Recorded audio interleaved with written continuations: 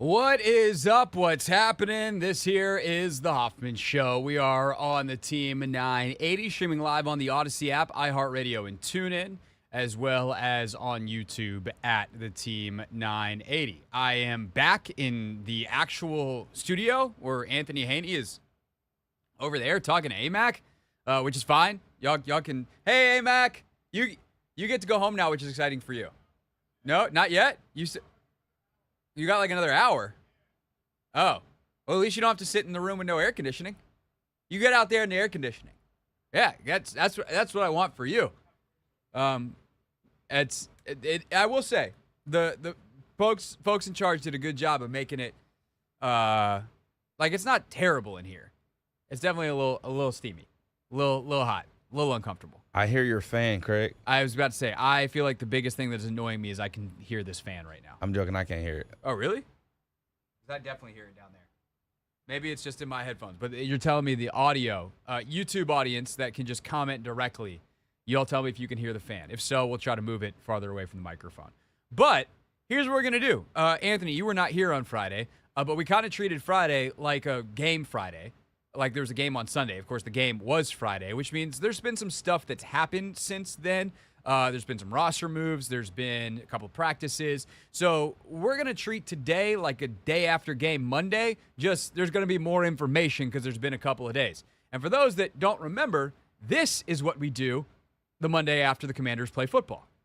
It's time to get the breakdown started. 1, 2, 3. First up, 10 observations. Stuck inside and just boom, just put it right on the ground. It's first and 10. All right, so that wasn't good. We don't love that. We don't love when the Commanders look. We know that it was the third stringers and the second stringers versus New England's first stringers, and it actually was worse than that. Doing take command this morning with Logan. Logan was like, and they game planned. So filthy Patriots, dishonorable Mike Vrabel out there game planning. You practice against the team, you go back, you game plan off the practice, and then you beat the ever-living tar off of them. So that wasn't great. But we can't just dismiss it as, hey, it was a mismatch of schematics and personnel. The Commanders certainly have to own some of their responsibility for an absolute thrashing Friday night in New England, which is exactly what Dan Quinn did after the game when he said this. Yeah, we have a process. So we like to, after the game, discuss it all. We call it Tell the Truth Monday, and it's a time not to place blame, but to show the examples of what went right, what didn't, what needs addressing, how do we work on that, and then lastly, and probably most important, like, what's the action you're going to put behind it? To say if this happened or this technique or this false start or this penalty, acknowledging it is one thing. But then like now here's the individual plan to say this can't repeat the mistake. And that's process that I like to put together with them and knowing, hey, this is style, identity. We have to have that part right first above all. Penalties and, field position and, not getting enough takeaways, being minus, like those are all things that contribute, to why we didn't win. But above all else, I want to make sure our play style is right. The running, the hitting, the physicality, like that's above everything. And that's the part that caused some major changes today. That's the part that just absolutely did not sit well with him over the last couple of days, nor should it, is the lack of finish, I think, across the roster was the thing that was troubling. And some of it, like, if Tyler Owens comes downhill and like knocks somebody, but it doesn't finish. He doesn't finish the tackle. There's a percentage of that I'm willing to, and I'm sure they are willing to excuse and just say it's preseason. We haven't tackled. We work on tackling. We'll continue to work on tackling. But that's your first time doing it live. Thank God for the preseason. We know Tyler Owens, who has been a sure tackler for us last season on special teams, you were in the right place. Let's make sure you finish it. Make sure the angle's right, but you got there. You just need to finish the tackle. There's some other things that are like Michael Gallup doesn't finish a few routes. There is some other Carlin Vigors and the lack of tackling there. There's some other things where I'm sure if I got deep into the film and I could find blocks that didn't get finished. Like the lack of that signature intensity I think is the thing that probably bothers Quinn the most. And that is a real problem moving forward. But also, 30 guys didn't play. And I do think to the extent that this team needed one, there is a wake-up call element where it's just like, yeah, we were awesome last year. We went to the NFC Championship game. We were on a roll down the stretch. Oh, when we get cut, we still bleed. And in case anyone thought that that burgundy and gold jersey was some kind of cape that gave you superpowers that made you invincible, then that was bashed and banished from the opening kickoff quite literally. And in a way, that's a good thing to happen in the preseason versus it happening week 1. Number two, I do think before we leave, the preseason game behind, like a lot of stuff we're going to talk about also kind of pitches forward. But specific to the preseason game, I was stunned across the league, and we'll talk about this more at 5:30, how many starters played. There does seem to be a swing back towards starters playing more, and I do think that there is an argument to be made that maybe that is a valid piece of criticism. However, I still am good with what Dan Quinn and Adam Peters, to the extent that the front office is involved, whoever made the decision to not play starters, I'm fine with it. Number one, Jaden, I guess we saw with the CeeDee Lamb getting run over on the sideline. Like, I guess if you're not playing, you're not totally immune. But a lot less chance that Jaden Daniels is going to get hurt standing on the sideline than in the game. He goes down, the whole season's over. So it feels like it's over. So let's not do that. 2, if you look at the upside, you want to get timing and rhythm and all of those things. Well, Terry McLaurin has an ankle injury / contract injury. Noah Brown is battling through whatever he's battling through. You have a couple guys banged up on the offensive line. So how much of your starters are really playing anyway based off of health? And at that point, what's the point? Like the reward has gone down. The risk has gone up. That's the opposite of what you want. So let's not even bother in the first place.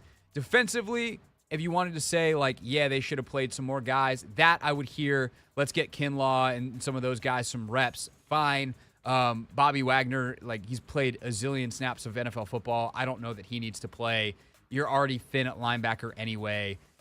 I'm fine with what they did. I like that Connerly played. I like that Amos played. They got the rookies out there. They got some other guys, some mega snaps. Guys like Kane Madrano. Love that.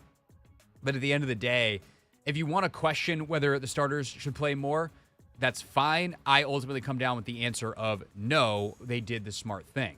Number 3. That included, by the way, special teams. And we'll get into some of the other stuff in a second. But the last big point that we start our 1st and 10 with before we hit a couple of quick hitters coming up in the next segment, that was a nightmare on special teams. And, like, if I am the special teams coordinator, Larry Izzo, I am fuming the entire plane ride back. Like, I'm upset with the way my team performed. I'm a little bit scared of what my head coach is going to say to me. And that's not good. However, these ultimately are still football plays. Like, kickoff returns, especially now, are more like a running play than they ever have been before. And experience matters. And on that kickoff return for the initial one that went for the touchdown, obviously Gibson had the big one later. Like, there's no Revo, there's no Ballore.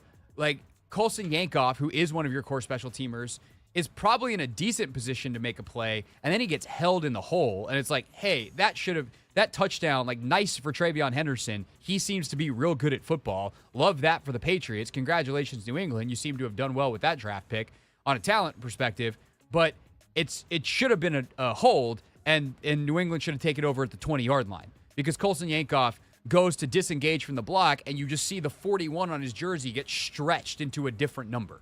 So I don't want to, like, it's not good. You would hope that one guy getting held isn't the whole deal, that Noah can close that down a little bit more, although because Yankoff is held, gets put in an impossible spot. Madrano gets a little bit out of his way, or out of the way in a way that, like, if that's Jeremy Reeves, he wouldn't. So, like, it's just a different deal on special teams, and it definitely hurt them. On the kicking front, but at the end of the day, like, it's not a 5-alarm fire like it would be if that happened to the starters. Next, you have the kicking situation on special teams, which is also not a 5-alarm fire. Matt Gay's been around a long time. They signed him to a big deal for a kicker for a reason. And if he continues to stink, it's not so big that you can't move on, and they have the cap space to do it. So it's not worth it now to bring in competition, because you can bring in competition for a day and then be like, we're making the switch, and there's no scheme to learn. Like, kick it right, kick it center, kick it left on kickoff, and then kick the ball through the uprights on field goal. Got it? Cool. Yes, there's some timing that would need to be figured out with the snapper, Tyler Ott, Tress Way, and the kicker. So, like, it's not like it's plug and play with 100% efficacy, but it is as close to plug and play as you get in professional football. So with that, just because they are not bringing in a kicker right now doesn't mean that they couldn't later. But I think the way I would describe the kicking situation is something to monitor, not something to freak out about. When we get back, the back half of our pick, or sorry, not our pick six, our 1st and 10, including why Sam Hartman's day definitely wasn't good, but it certainly wasn't as bad as it looked on Friday night. I'll tell you why and more next on the Team 980.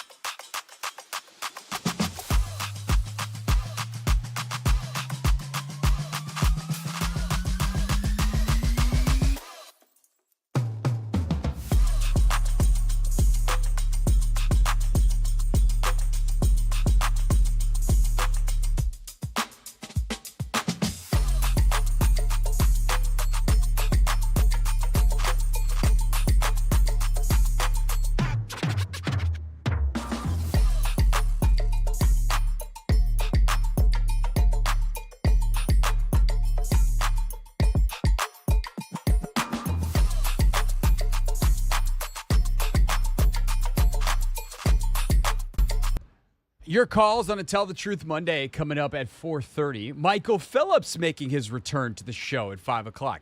It's Mondays with Michael. It's football season. I literally, Anthony, texted Michael earlier and was like, you free at 5? And he goes, must be football season. And I was like, yes, sir, it is. Yes, sir, it is.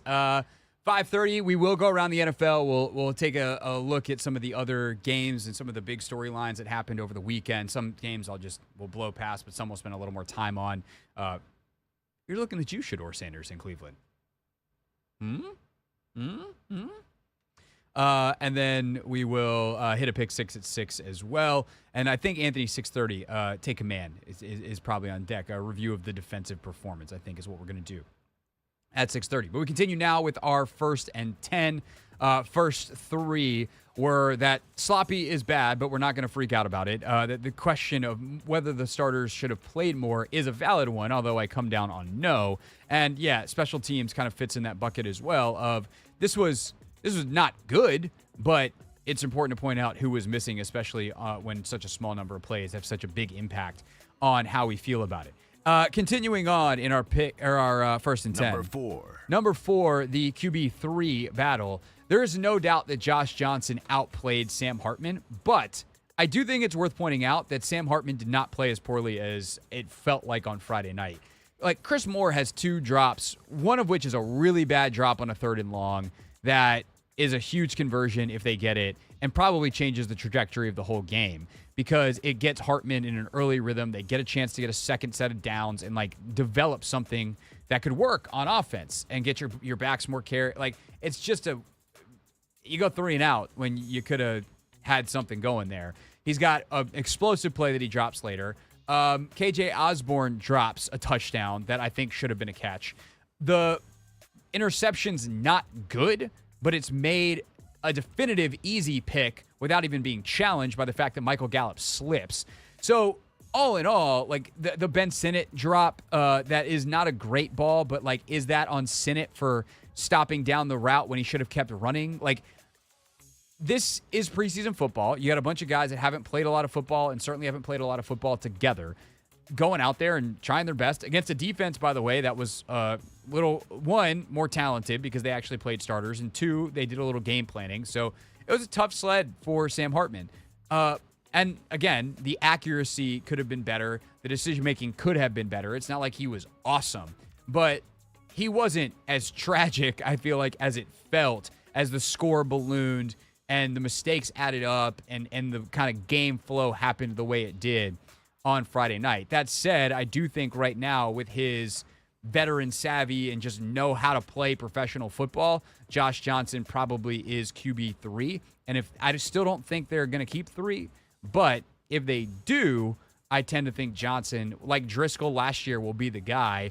And in some ways, the bad on paper performance for Hartman probably helps him stay on the practice squad here versus if he goes out and lights it up and all of a sudden it's like, oh, crap, we need to either keep him or risk someone else signing him to a deal to be their QB3 elsewhere in the league. That leads us directly to number 5. The wide receivers. Oh, man. If I had to put money down right now, Anthony, on a wide receiver 6, I tend to think I put my money on other.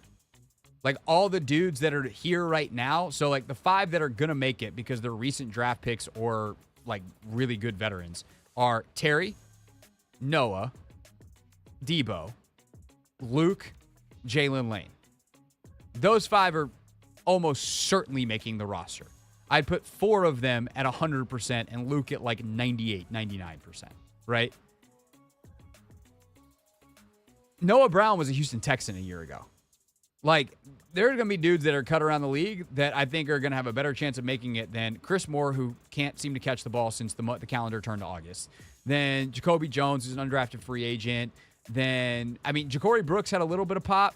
Tay Martin had a nice couple of catches. Like, I just think that there's probably other dudes that get cut elsewhere that wind up on top of those guys on the depth chart.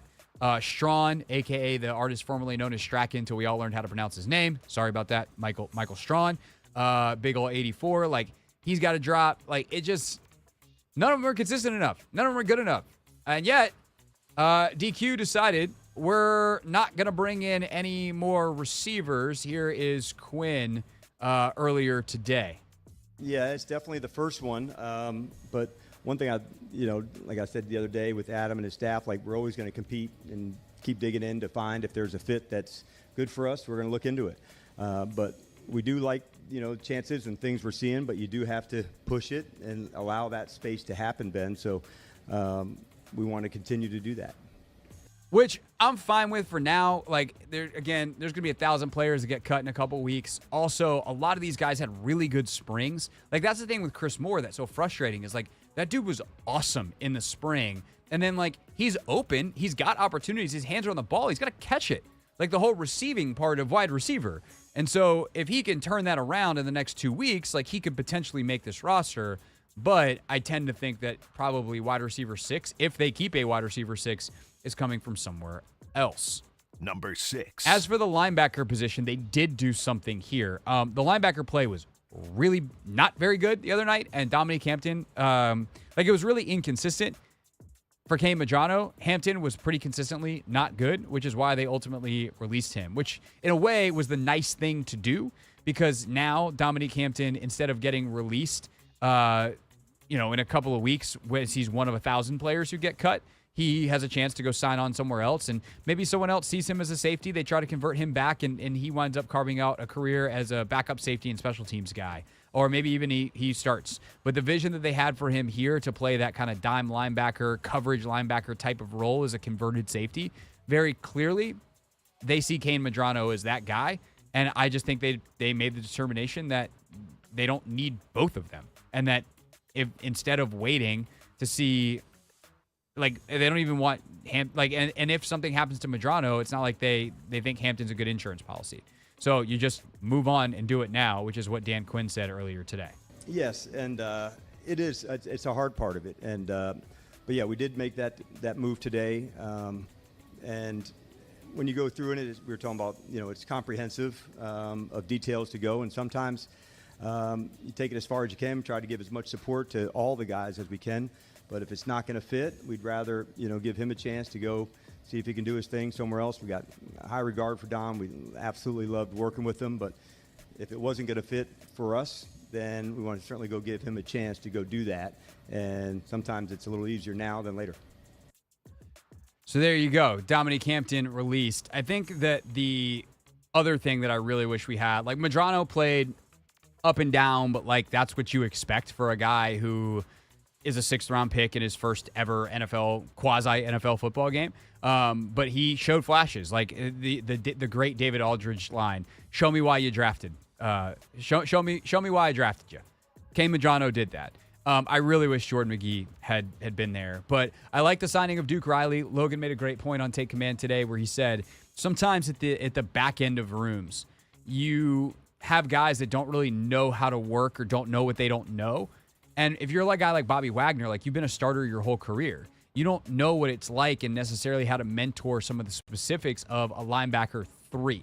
And like Logan was always that guy at the end. And he was like, sometimes you need someone to tell you like, hey man, no one's going to teach you this or no one's going to spend the time with you on this. You need to do it on your own if you want to survive in this league and get to the point where you're the starter and they help you with that thing. And so getting a guy like Duke Riley in, who's a good special teams player historically, and has been a backup, might actually be like Bobby's still a great mentor. Don't get it twisted. But like he sets a good example of what it's like to be a backup in the league in a room that I think needs that in a way that's very different than the way Bobby Wagner and Frankie Louvu are going to go about their business. Number 7. Number 7 in our 1st and 10.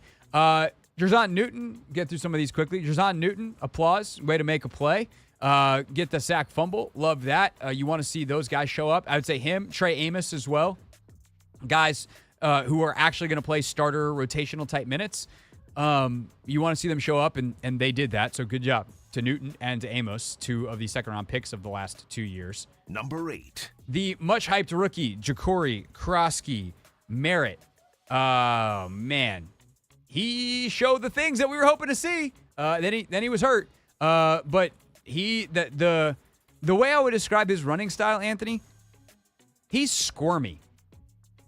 Like, he just gets and his body goes sideways, and then he's still dancing. He's like doing the karaoke step, and you're like, how are you doing that on an NFL field? Now, if he does that against starters, he might die. So there needs to be a little bit of tightening up, but you also don't want to take away that fluidity that he has. And like that first run that should have been a -5 that he turns into a 0-yard gain, that's a beautiful run.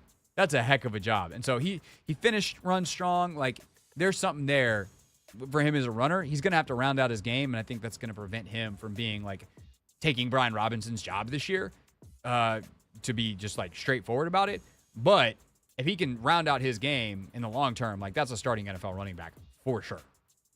Yeah, and he also had the one play where, he ran through contact, bounced off the guy. And we saw it in training. We saw it in camp. And, there's questions about, guys letting up, whether or not, he would break that tackle. Oh, he showed us he can. He sure did. He broke that tackle. By the way, Number 9. offensive line did a decent enough job, I guess, for him. They got a little worse as the game went. Like, Chris Rodriguez didn't get a whole lot of good looks. And some of that was also quarterback, like RPO, that you should have thrown it and you handed it off, and it just cool. You handed it off into an unblocked defender because you should have thrown the bubble. But Laramie Tunsil did not participate today in the walkthrough. So, Dan Quinn, what's going on with all these injuries along the offensive line? There's concern. I like the group, though, John, and it starts with communication. What does the guard and tackle say on a combination block? What's the center and the guard? What's the tight end? How is that going? That part's just a regular standard. Boom, this is how we do it. What you're missing on when you're not all the way together, sometimes it's the nonverbal cues that you're just, when you're working side by side with somebody, we've all been there, you just kind of step into a rhythm together. So you have to be really intentional about those communications. They spend, obviously, the meeting times together, even when they're injured. But being in the moment when it happens really quickly, that's a big deal. And we'll continue to work hard to find our spaces to do it. It does happen a lot, where not, very often. I don't know many through the league. You guys would know throughout a whole season how many times does, one line play the whole time. Not that often, especially as the, extended games. So going through ones like now and today, and where different people are in and different voices, I don't mind it. I'd welcome it because it allows different chances, and you do want to find out who can shine in those spots, John, because they may not be a starter, and they know that, but I can also show I can be a backup with limited reps with that person and still produce at a high level. So there's an opportunity, but you do have to go take it. There is Dan Quinn on his O-line, and then quickly, Number 10. last but not least, I expect to see the starters for a little bit in the next one, and I'm very curious to see how they come out. A guy like Frankie Louvu, like, what kind of intensity do you bring? That is, I think, a huge telltale sign for Monday night. Like, it's Monday night, ESPN's there, you have all the hullabaloo, it's under the lights, it's your only home preseason game. Your starters are probably going to play. The building's going to have some juice, especially for a preseason game. How do you look? That is, I think, the measure of the next week for Dan Quinn. When we get back, what do you think, though? You saw the game on Friday. You've heard the news over the last couple of days. 301-230-0980 is the number. 301-230-0980. That is where you call on a Tell the Truth Monday with your Commanders' thoughts. Next.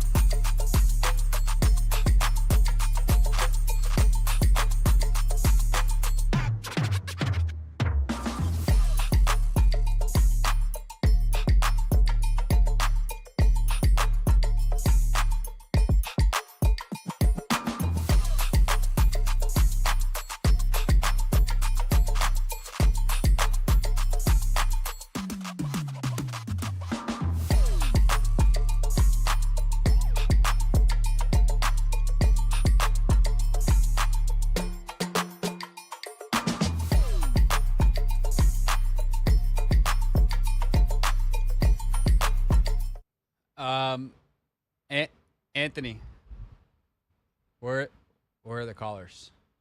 It's a great question, Craig. Don't make me browbeat you guys. It's the preseason.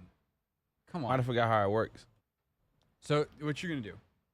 You're gonna take your telephone, take your cell phone, and you're gonna open it. You're gonna hit the phone button, assuming you have an iPhone. You're gonna hit the keypad. Looks like this. If you're watching on YouTube. If you're listening, it's the one that looks like a keypad. You're gonna hit 301-230-0980. And you're gonna call, and Anthony's gonna be like, Team 980, and then, well, what's your name? Where are you calling from? And all right, what do you want to talk about? And then he'll write down. You'll tell him like the 1-sentence version. He'll write it down, and then I'll be like, all right, let's go to insert your name here, and then we'll talk about what you want to talk about on a Tell the Truth Monday. That's how that's supposed to work. I didn't come into this hot, sweaty studio with no air conditioning just to talk to myself. Anthony, what's your take on the game until the phones start ringing? I mean, I definitely would agree. We got belt to ass. Well, thanks. You can read the scoreboard. Got that part. Yeah. But also, I just don't read too much into, the preseason games. Now, I think Dan Quinn, what he addressed about, the competitive nature of the game, I think that's to be hold on. All right, so Are you able to put that on hold? I got you. You finish your thought. And then I didn't like, our callers. competitiveness. And that's from, like, the opening kickoff. The fact Travion Henderson took the opening kickoff 100 yards is just like, what in the world? Like, were we ready for the game? And they might have been juiced up because, Tom Brady was in the building. They unveiled his statue outside of the stadium. But I don't know. Yeah, it is hard, though, because I feel like Vrabel did cheat a little bit. Like, when Logan told me that they game plan, like he could tell they game plan some stuff, I got to say I felt a lot better about the performance. Because at the end of the day, like, football is a game of execution. But it is so much easier to execute if you know what the other team is doing. And so if you don't have game plans and especially when you just did a joint practice, like we know based off of the way you did some things last year, we watched some tape, and then we confirmed it when we saw you during the week. Like, of course, like the pitch plays that they scored touchdowns on, those are like more game plan type of runs. Oh, we see how you play your front. If we put this guy here, we can block this down, and we should walk in for a touchdown. Congrats, you did multiple times. And I thought Logan, this point was really good too. He's like, during the season, if, say, you get an unscouted look, which happens, you get busted on the first play. Okay, well, later on, it's the same guys out there. Oh, I know this look. Now we get it right the second time. By the time the second look came around in this game, it was a whole new group of players because it was preseason. They hadn't seen the first half. Like, they saw it from the sideline, but they didn't see it in there to be like, oh, this feels familiar. So I'm just not tripping over it. It's obviously not good. And again, there's individual guys' tape that I think you probably would like to see a little better from. But I'm not gonna freak out over it. Let's go to Jason to get us started on the calls. Jason, thanks for calling. You are on the Hoffman Show. Appreciate it, Craig. Yeah, I'm not tripping about this.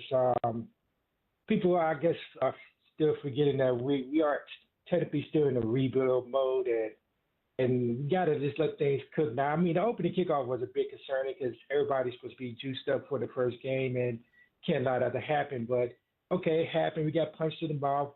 They played starters. We did it. That's not going to happen in the regular season. But, okay, now they got to go back and allow the coaching to happen and allow them to, make decisions based off, what has happened. I think everybody wants to just win everything and blow everybody out and expect to have this amazing depth of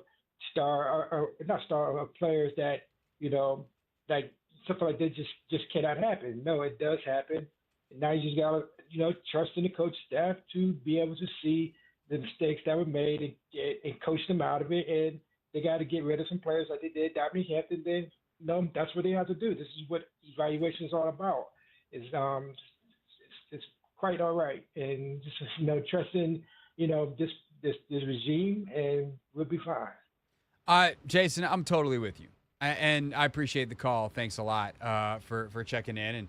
And we got a couple more calls now on hold, so I'll get to those in a second. But it is an opportunity, right, to just be like, hey, Kane Medrano, can't do this. Let's do more of that. For some of these other young players to get that opportunity. And I think this is a little bit silly because it's like the better the player was, the better chance they're going to be on the roster. And those guys actually play better. Like Johnny Newton had some stuff where you're like, yep, nope, you're going to be fine. Josh Connerly, Trey Amos, Kane Medrano, like your draft picks. Jeremy Reeves, like one of your better players who played. He was that penalty was ridiculous because I just don't know what he's supposed to do. I guess technically it's a penalty, but like he played so hard, so well. Noah Igbenogany had a couple of plays where he's in the picture on bad stuff, but overall actually had a really good game. So like the guys that were the best players, like ultimately I think were fine. It's just you had a lot of snaps coming from guys that are not going to be on the team probably. And especially early, they were going against guys who are going to be on the team for New England, a team that is much improved off of last year. 301-230-0980. If you're on hold, don't go anywhere. Larry, you'll be up next. We got a couple more lines open, though. 301-230-0980 after we tell you what's trending.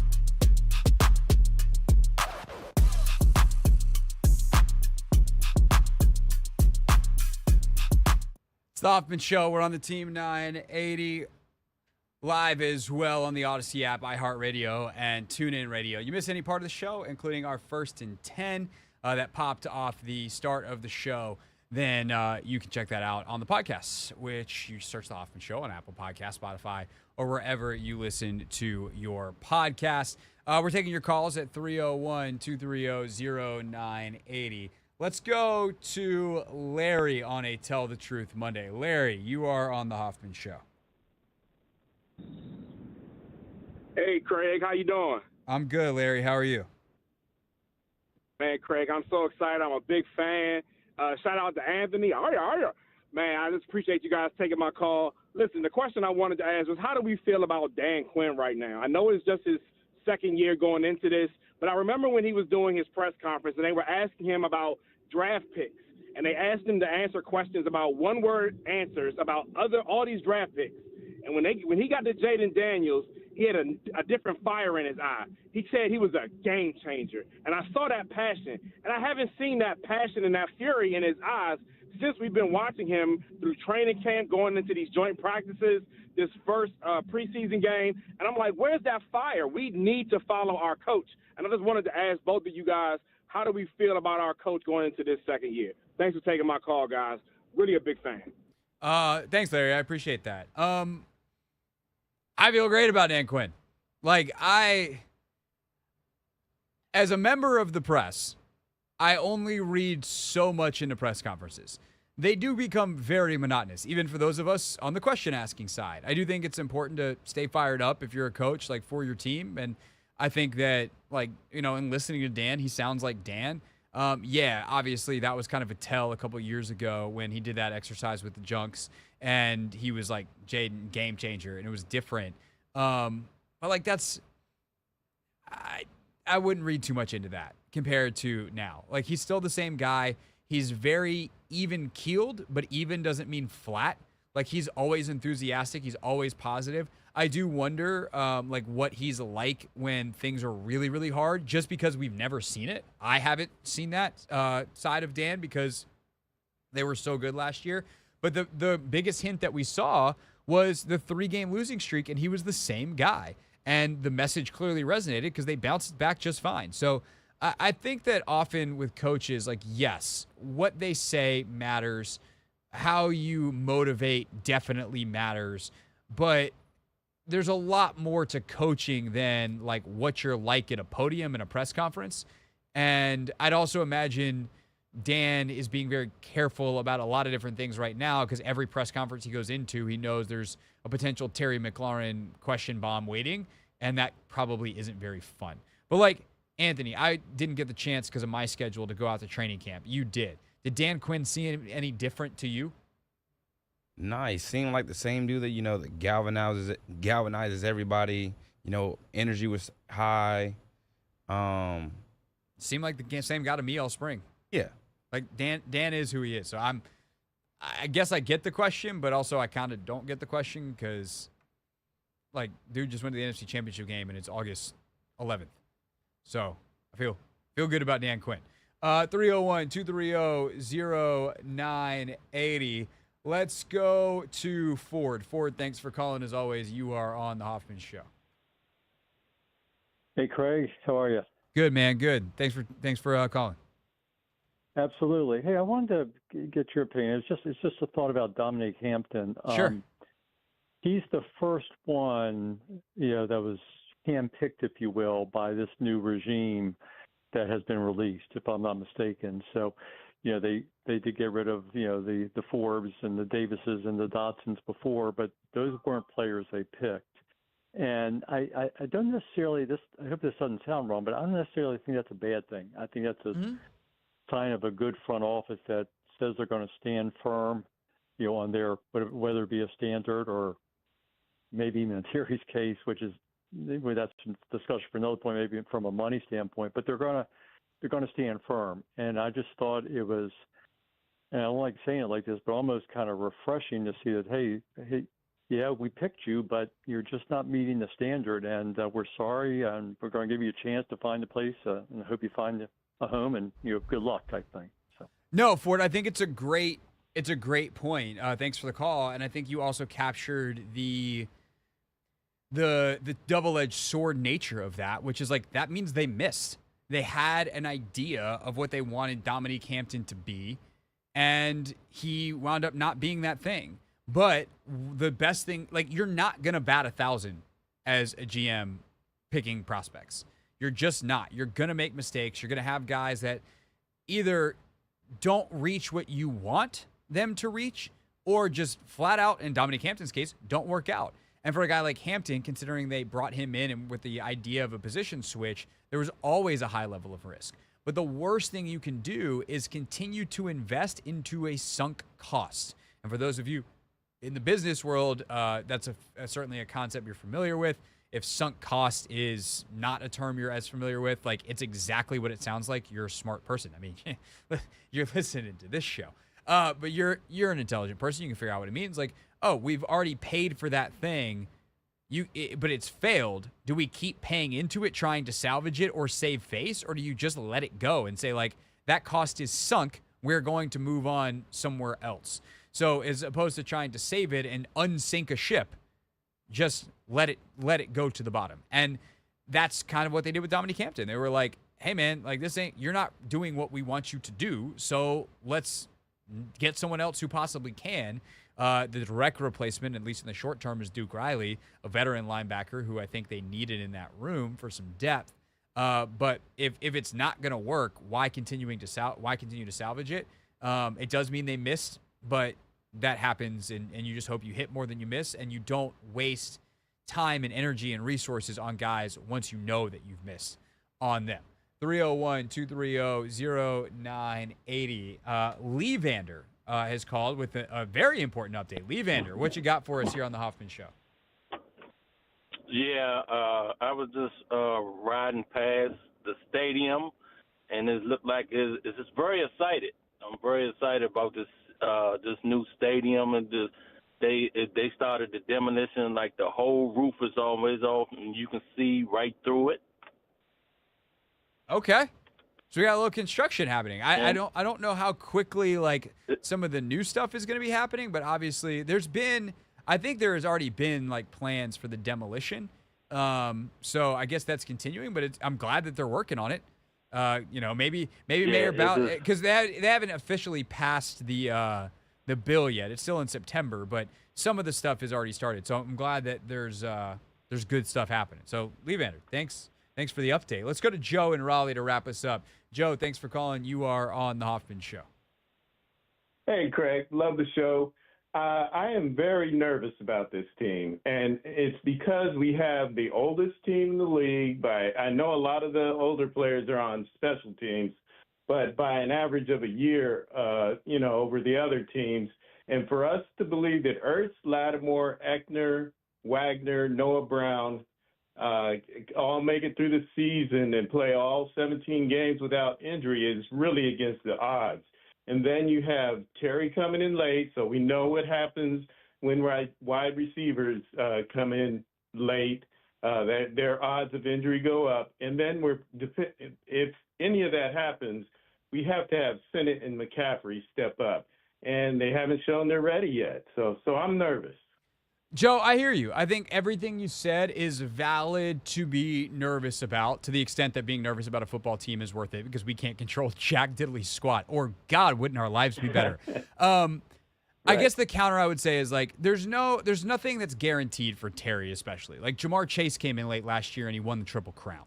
So, not saying that Terry's going to do that, but, like, if the guy is a pro's pro and stays in shape and does what he needs to do, then he can come in and hit the ground running immediately and be super productive. Like, there is some data that suggests what you're saying, but there's also plenty of examples the other way. And I think Terry will do what he needs to do to stay healthy, especially if he doesn't, like, if he plays out his contract. Like, man, that dude is then doing a high wire act to make sure he gets out of the season healthy and productive to get the deal that he wants next offseason when he's a year older. And what I would say is I chase inside straights on the poker table sometimes, but I know the odds are low. And for all these guys to be there throughout the season is really going to be a tough one. It could be. But that's also the NFL. Like I'm looking up right now, and Joe, we got to run, so I appreciate the call. Thanks for checking in. On NFL Live right now, Kyle Shanahan just announced that Brandon Ayuk is out till week 6. Like, it's the Rondale Moore goes down for Minnesota over the weekend. Like, yes, there is some stuff that is more likely if you are older. However, guys like Ertz and Wagner and Terry have lasted this long in part because they know how to take care of their bodies. So, like, it's the age thing I'm not as concerned about. There is a depth issue that I do think is interesting, and there is still a lack of star power that I think separates this roster from someone like the Eagles. But obviously, Jaden emerged as that last year. We'll see. You see flashes early from a guy like Amos. Is he going to become a really, really good corner? Is a guy like Josh Connerly going to be a really good tackle? Like, there's talent all around this team.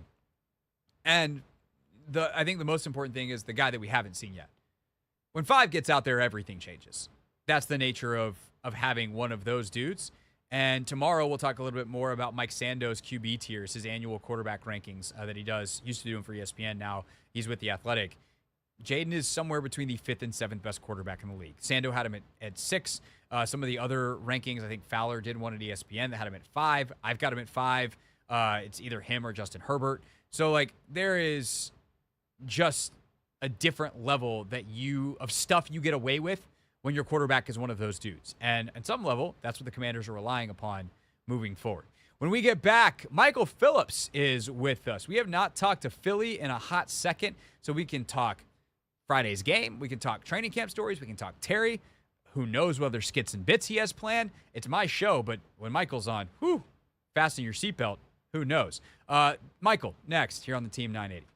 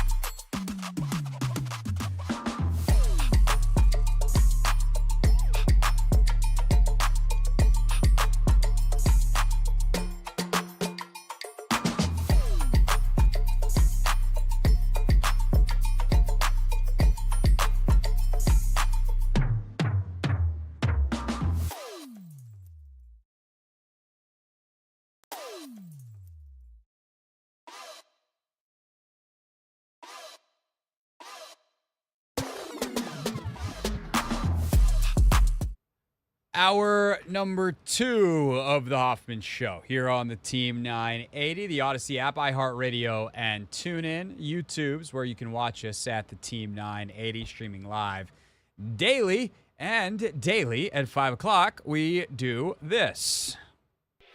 Today's top story from the perspective of someone who's there. You are looking live. This just in. Not my beat. And during football season on Mondays, it has been tradition on this show to welcome in Michael Phillips, and it is football season.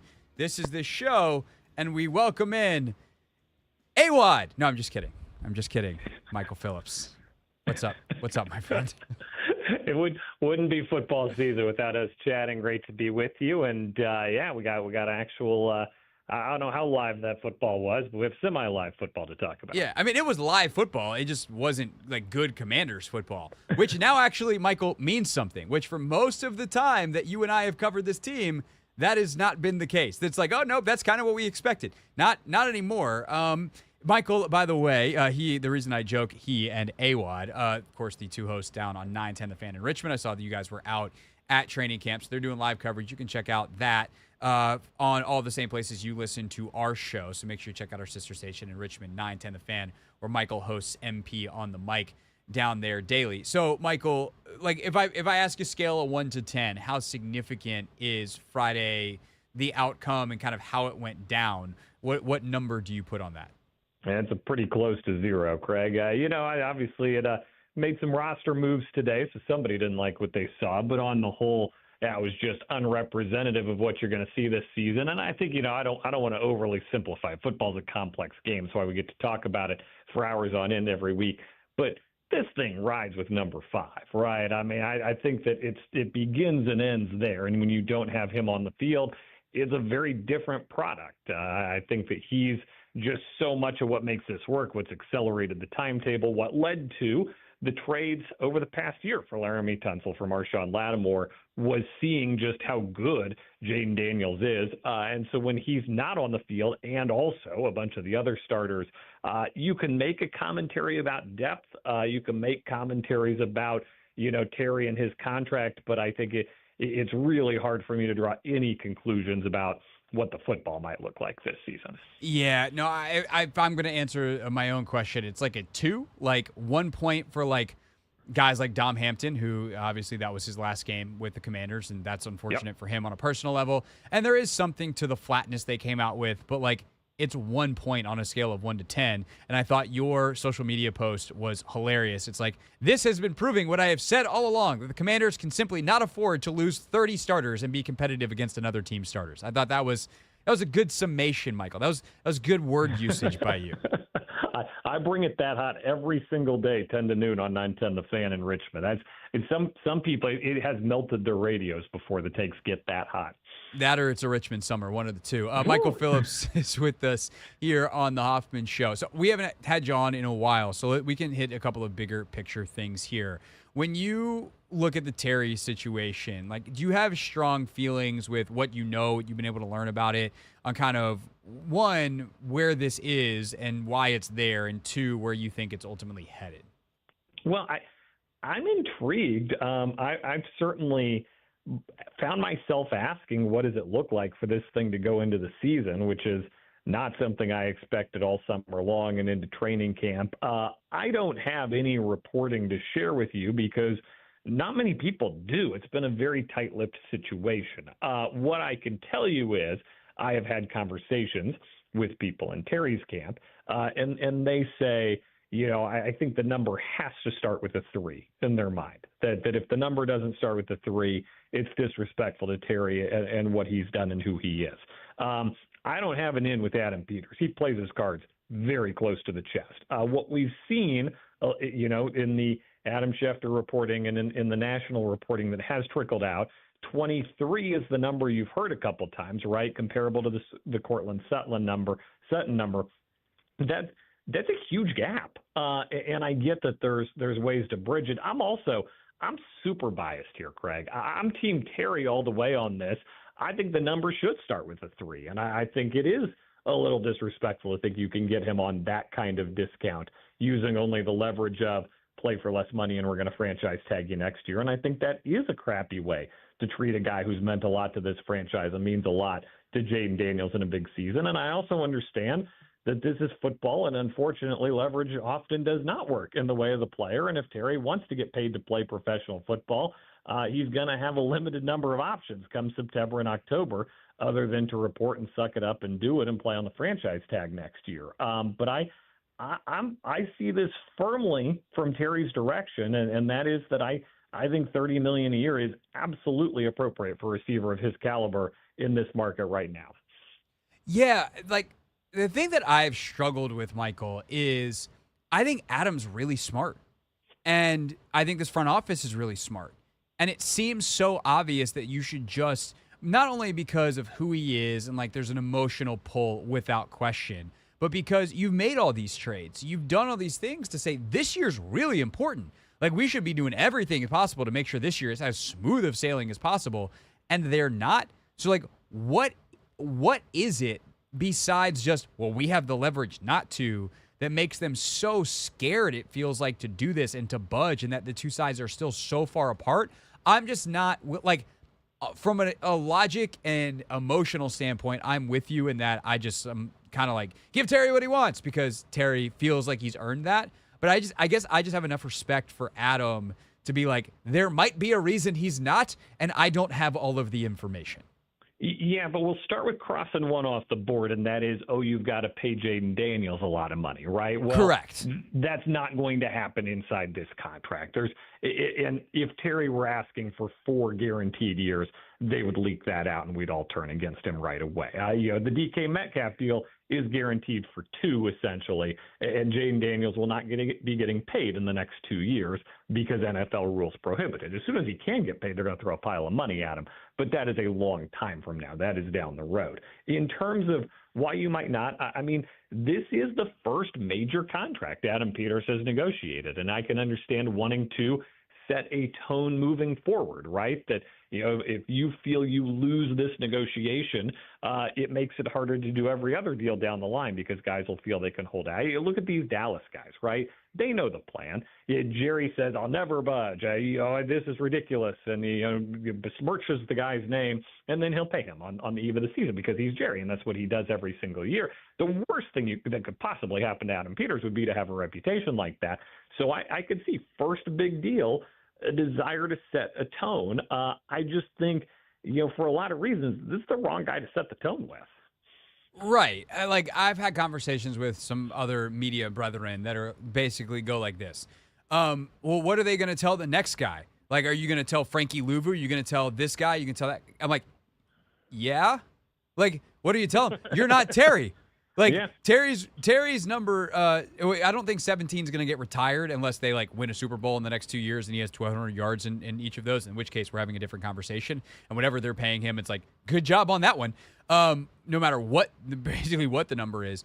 But he is probably, the way his career has gone, a Ring of Fame type of guy. Like, his name is going to be up there. And unless your name is also going to be up there, I don't have a huge problem telling you you're not the guy whose name is going to be up there. Like, I that is one area where I tend to agree with you, even if I understand the other side of it fundamentally.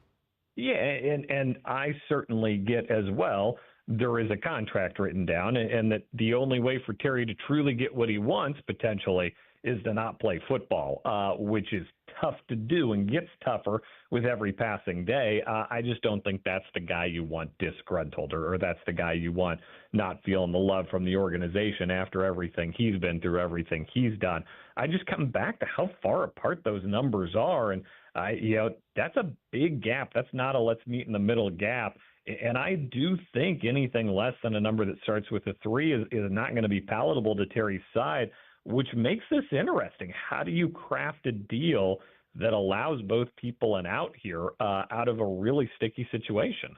Yeah, to me, it comes down to it's going to be something similarly structured to the DK deal where there's a huge last year that he's never going to see the agent and he get the status of X, 30 on the dot $1 million per year, but the guarantees are maybe a little bit lower, or the deal is not as long, or whatever the thing is they have to do to funny money it up and make everybody happy. Like, both sides are going to want to save face to an extent, but I don't know. Like, the other thing about that is it just feels so obvious that that's where this should land because it's in the middle, and the fact that they can't seem to get it done makes me scratch my head and wonder just how stubborn each side is being. But alas, that's the Terry situation. What about the rest of the receivers, Michael Phillips? How concerned are you? Let's bring back the concernometer, as seen 8 minutes ago in this segment. 1 to 10, how concerned are we about the receivers not named Terry McLaurin? Well, I feel really good about Debo. I'd not let Terry go. Debo's cooking good, but I think he's a great number 2 to have. He's versatile. He makes your running backs better. I think he's a tremendous addition to this team, and I think bringing him in was an excellent move. It drops off after there. If you could tell me Noah Brown's going to stay healthy for 17 games this season, I'll sign on the dotted line right now, and I'll feel good about this group. Terry, Debo, Noah Brown. That's an NFL caliber wide receiving core right there. I think everybody feels good about that running out of the tunnel. You got 2 very major issues, though. The lacerated kidney last year, that's no joke. And then obviously a knee injury during the spring workouts. And those have a tendency to linger as well. So you've got big question marks there. We're all waiting for the Luka McCaffrey leap. We all want it to happen. Will it happen? I think there's a question mark there. You've got guys suggesting Michael Gallup could be a pro receiver after sitting out seasons. That feels risky to me. And then Jalen Lane, who he's a rookie. I love him as a returner, but Jalen Lane as a number 3 receiver in the NFL, playing a significant percentage of downs. Now we're gambling here. It's not ideal, Craig. No, I do think, like Kimes made this point. Last year we were wondering who wide receiver 2 was going to be. I'd rather be worrying about 4, basically, if you say Noah and Debo are 2 and 3, and now we're talking about wide receiver 4. I'd rather be worrying about 4 than 2. But I guess the other solace, if you will, is they've done very well in the veteran free agent market over the last year. And so last year, one of those guys was Noah Brown, who this time a year ago was a Houston Texan. So who is going to be that guy? Like, if I had to place a bet on who wide receiver 6 is behind Lane and Luke and the other 3 guys that we mentioned, it's going to be other. It's someone who's currently on a different team. And so that's unsatisfying for good, entertaining talk radio purposes at the moment, but it does feel like that is a door they're going to have to kick down for a second straight year, considering how poorly and how inconsistent the Gallups, the Chris Moores on down the list have been. Well, let me make good radio again and tie this back to the Terry situation. Thank God somebody should do it. Because everyone's talking about Terry. Part of why they do so well with the veterans, 1, Adam Peters' reputation, but 2, people think this is a place they can win and win quickly and win a ring even potentially this year. That's not out of reach for these guys. That's why Von Miller comes here, right? That's why you can get an extra year out of Zach Ertz. That's why you need Terry week 1, right? These veterans don't want to hear, we've really structured our cap space well in 2028. This team is positioned to be a contender in the 2029 season because of prudent fiscal management right now. They want to hear, we're doing everything we can do to win you a ring right now. And by doing that, that's how you get those guys in future seasons, right? The Von Miller coming is great. Von Millers are only going to come in the future if this Von Miller has an excellent experience here and tells his friends, which is what happened with Zach Ertz last year, with Bobby Wagner last year. Word got around. They liked being here. They thought this team's a contender, so you bring more veterans. This thing could come to a screeching halt at any point. It's a beast. It works, but you got to keep feeding it. 100%. 100%. You got to feed it with the veteran talent. You got to feed it with the young talent. And that they've definitely tried to get that balance, but they've also put themselves on a bit of a high wire with the trades and all that stuff. Michael Phillips with us here on the Hoffman Show. MP on the mic, 10 a.m. to noon on 910 The Fan, which you can listen to on the Odyssey app, as well as iHeartRadio, TuneIn, et cetera, et cetera. Speaking of the draft picks and getting it right, Michael, there's part of me that wants to credit Adam Peters for moving on from Dominique Hampton today. There's also the part that's like, ooh, you had a big experiment with that where you were like, let's draft this guy in the 5th round, which is a useful pick, and switch his position, and we are not even into his second season. He played one game on the active roster, I believe, last year, as it basically was a redshirt year, and now you're already moving on. So what are you doing with the Dominique Hampton situation? Well, it didn't work, and I credit them for moving on quickly, and I hate wasting a fifth-round pick. But also, I think they were working under a different timetable during last year's draft, too. I really genuinely believe that Jaden getting so good so fast changes a lot of things in the building, and if you let them redo that draft, maybe they're not thinking home run with that pick. They're thinking, how can we get a solid contributor out of that pick? Because those guys are available in the fifth round, as you know. But if they're thinking, all right, we're going to win 6 this year and we're going to win 8 next year, and Jaden's going to develop and he's going to become what we think he can be, and then we're going to win 10 the next year. You're building on that 3-year time frame. You're more okay maybe with buying lottery tickets in the fifth round of the draft as opposed to getting bona fide contributors. You see a little bit with Ja'Cory Krosky-Merritt with Bill this year, right? You're maybe a little more comfortable gambling in those later rounds, those later positions. I think you're going to see a more risk-averse strategy moving forward. I think it's hard for me to second-guess the pick now, knowing how good they are right now on August 11, 2025, because at the time of the pick, if they had said, look, this guy might pan out, he might not, we're taking a risk, I would have come on your show, Craig, and I would have said, what a great move by Adam Peters. You're not in a win-now time frame. Now is absolutely the time to take a chance on guys who could be really good. And then number 5 came along, and now it's a different discussion. I think that's a really good point. And I'm fine with it in general because you're not going to hit on every pick, but the perspective of what a back end of the roster spot means right now compared to what we thought it meant a year ago, I think is also a very good point.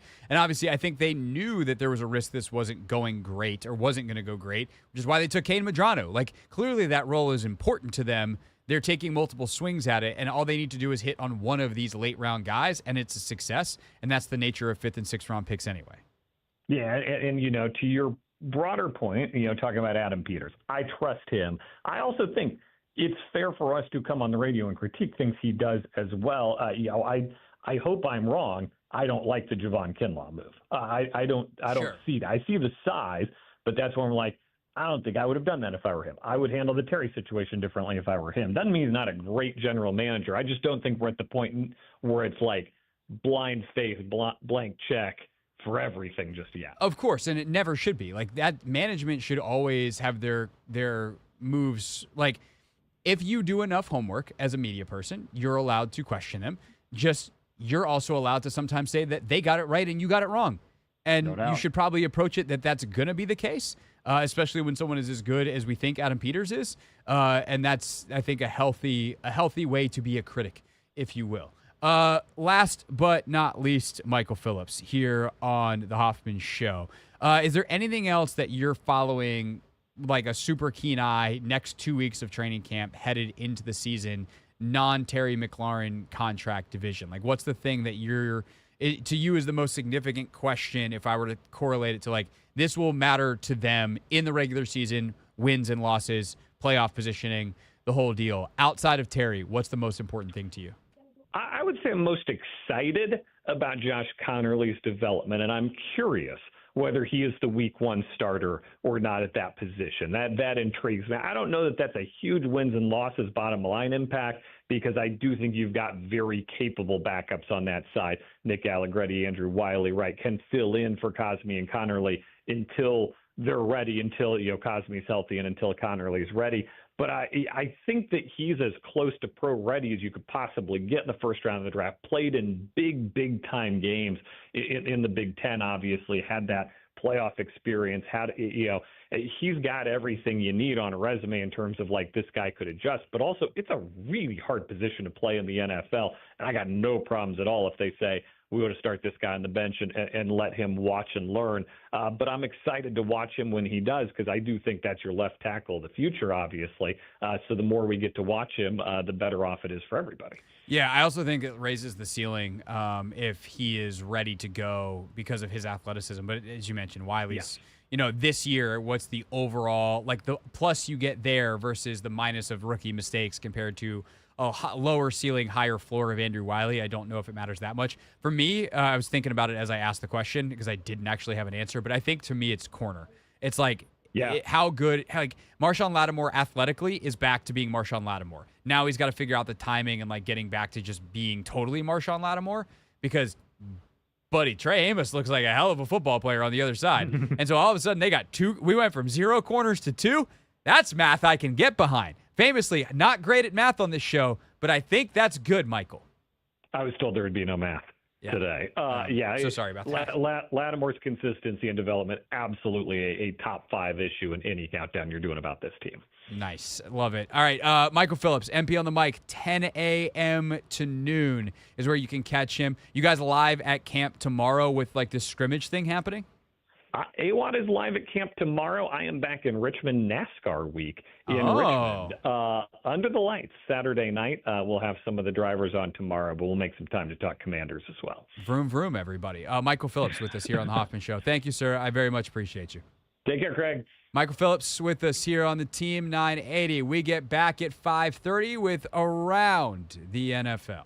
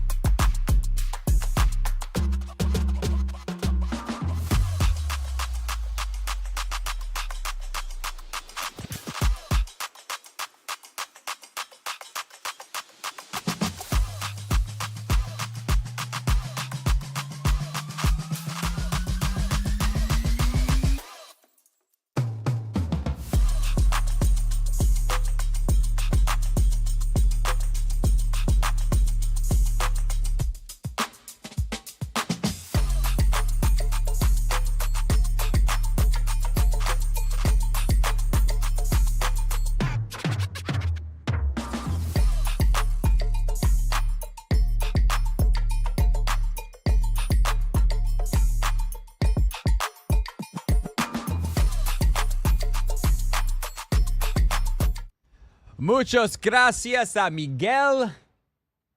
Much thanks to Michael Phillips for coming on the show. It's the Hoffman Show, mostly in English, sometimes in gibberish, and occasionally a few words in Spanish here on the Team 980, streaming live on the Odyssey app, iHeartRadio, and tune in. Check out the podcast on Apple Podcasts, Spotify, or wherever you listen to your podcasts. 5:30 during football seasons, we go around the NFL. Come on. There we go. Okay. All right. We got it. Anthony, on Friday's show, we had already gone through some of the games because there were some on Thursday, but I do want to revisit one because your Colts, the Anthony Richardson of it all. You okay? You okay, buddy? It's sad to see, to be honest. Very sad. Literally, like, my whole thing with the Anthony Richardson situation, the dude really cannot stay on the field. And mind you, like, I think the hit he took really was a vicious hit. But you know how many times quarterbacks have been hit and, bounce right back up? For sure. It just does seem like, I mean, he's a big man. He's very strong and for whatever reason, not that durable. You get some more calcium in them bones or something. I don't. Something, man. I like literally. I mean, I'm joking, but like, I have no idea what you do on the at field that 2 point. days later, Craig. Literally. Yeah, it just. I mean, I guess they figured out how they could protect the hand, but Daniel Jones is going to start, and it's just. He was the 4th overall pick, man. Like that's a rough one, and a lot of GMs don't survive that. Like Chris Ballard said a lot of good stuff. So I'm kind of glad that he, that's not everything, but like, you better get quarterback right next year. Like, if they don't have a good enough season for him to keep his job, and then he doesn't get quarterback right next year, like that's going to probably be the end. If you're in a QB battle, are you going out of the game? I mean, depends. Does my hand work? Like, I would rather go out and not. I mean, like, if he stays in and he plays like crap, that's not going to help his cause either. So I just don't know enough about the injury. I dislocated his pinky.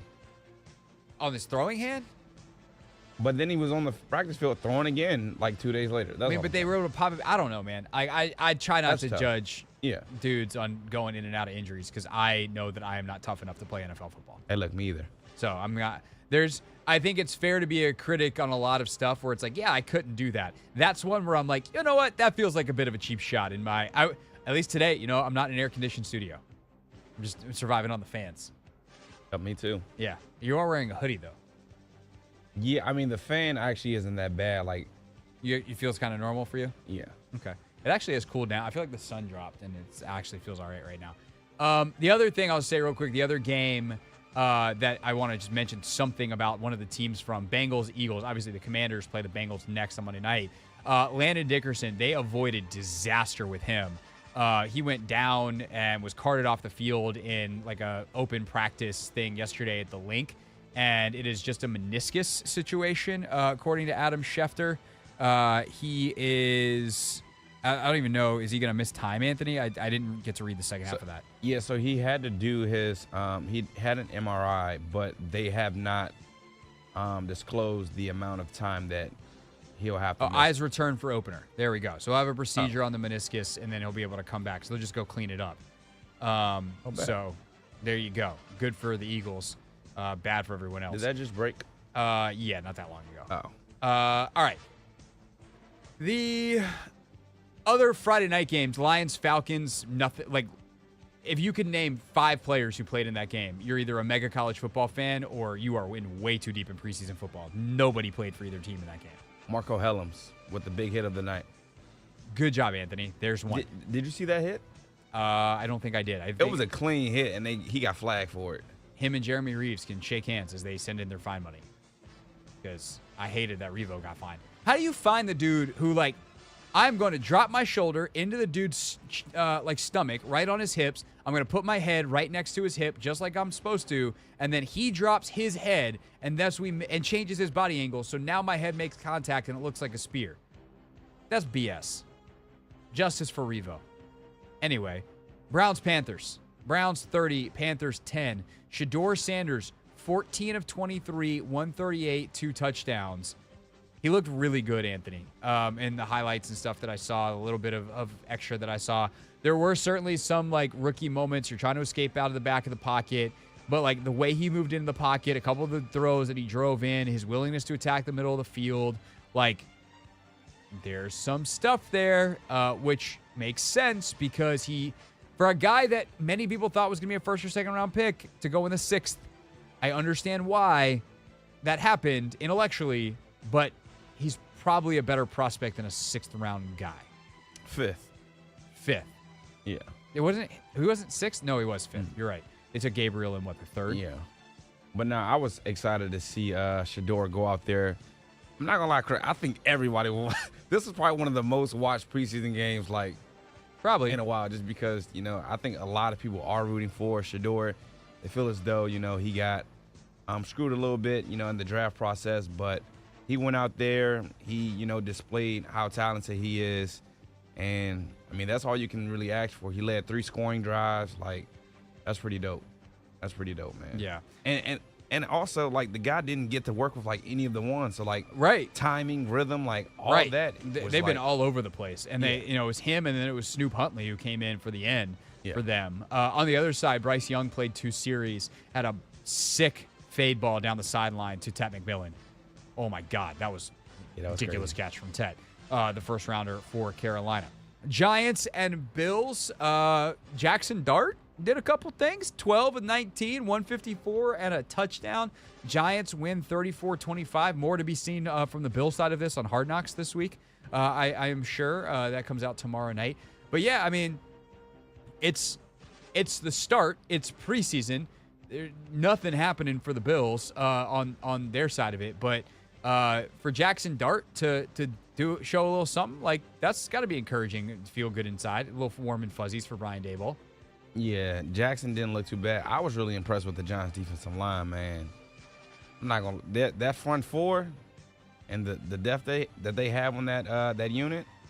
It's a little scary, Craig. I'm not gonna lie. We have them week 1. So their front is for real. Abdul Carter. You see the kind of athlete that he is. Michael Parsons tweeting about him. Like, he's real twitchy. He's real twitchy. And they got him up everywhere. Yeah. Texans, Vikings, just super duper bummer for Rondale Moore. He goes out and is probably going to miss his 2nd straight season. J.J. McCarthy, I actually watched a little bit of this. McCarthy was, like, he looked a little helter-skelter early. I did enjoy watching Sam Howell play a little bit. In that you're like, oh, like, this looks like a guy who's played NFL football playing against a bunch of guys that haven't. Not that he was, like, amazing. He was 11 of 13 for 105. But it is kind of funny sometimes. And, like, the announcers were all over it in the game where it's like, oh, Sam, he's got some experience. He threw for almost 4,000 yards in Washington 2 years ago. And it's like, these other dudes have never played a real NFL football game before. And so you can see that. But the bigger thing for them was, one, the injury to Rondale Moore, a weapon who would have been a nice piece for them to have, especially in the first 3 games when Addison is out. But also J.J. McCarthy getting out there, made some nice throws, had some other misses, some mental mistakes. But all in all, like, an okay performance by the a second-year rookie, if you will, in J.J. McCarthy after he missed all of year 1 with the injury. Yeah, it was solid. But, yeah, the Rondale Moore injury.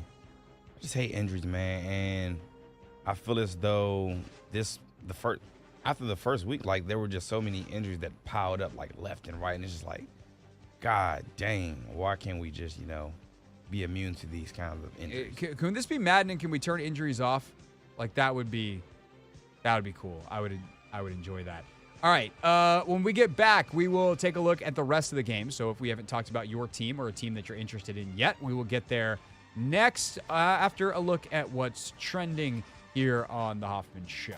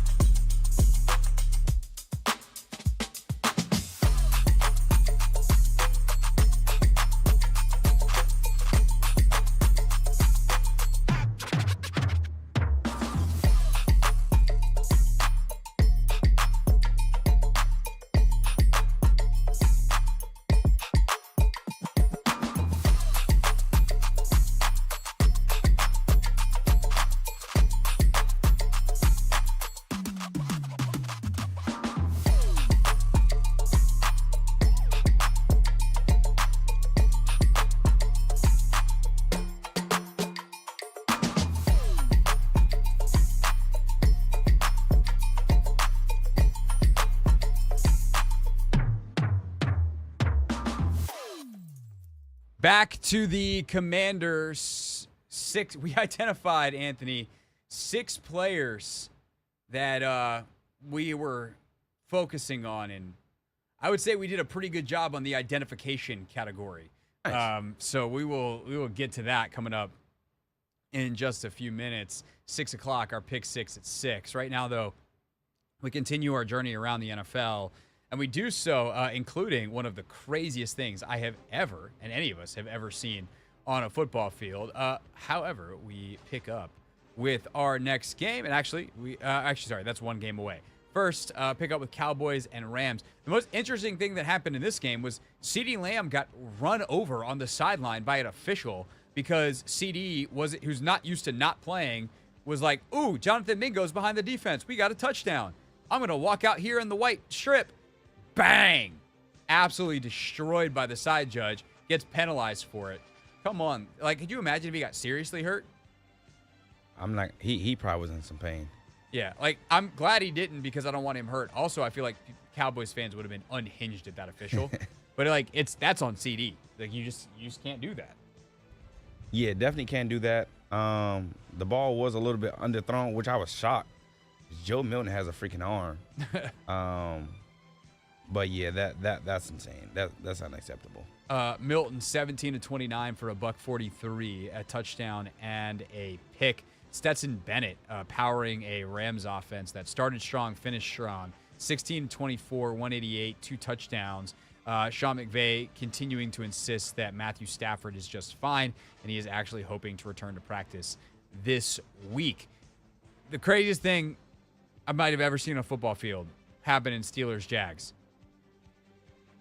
Dude kicked a 70-yard field goal. Yeah.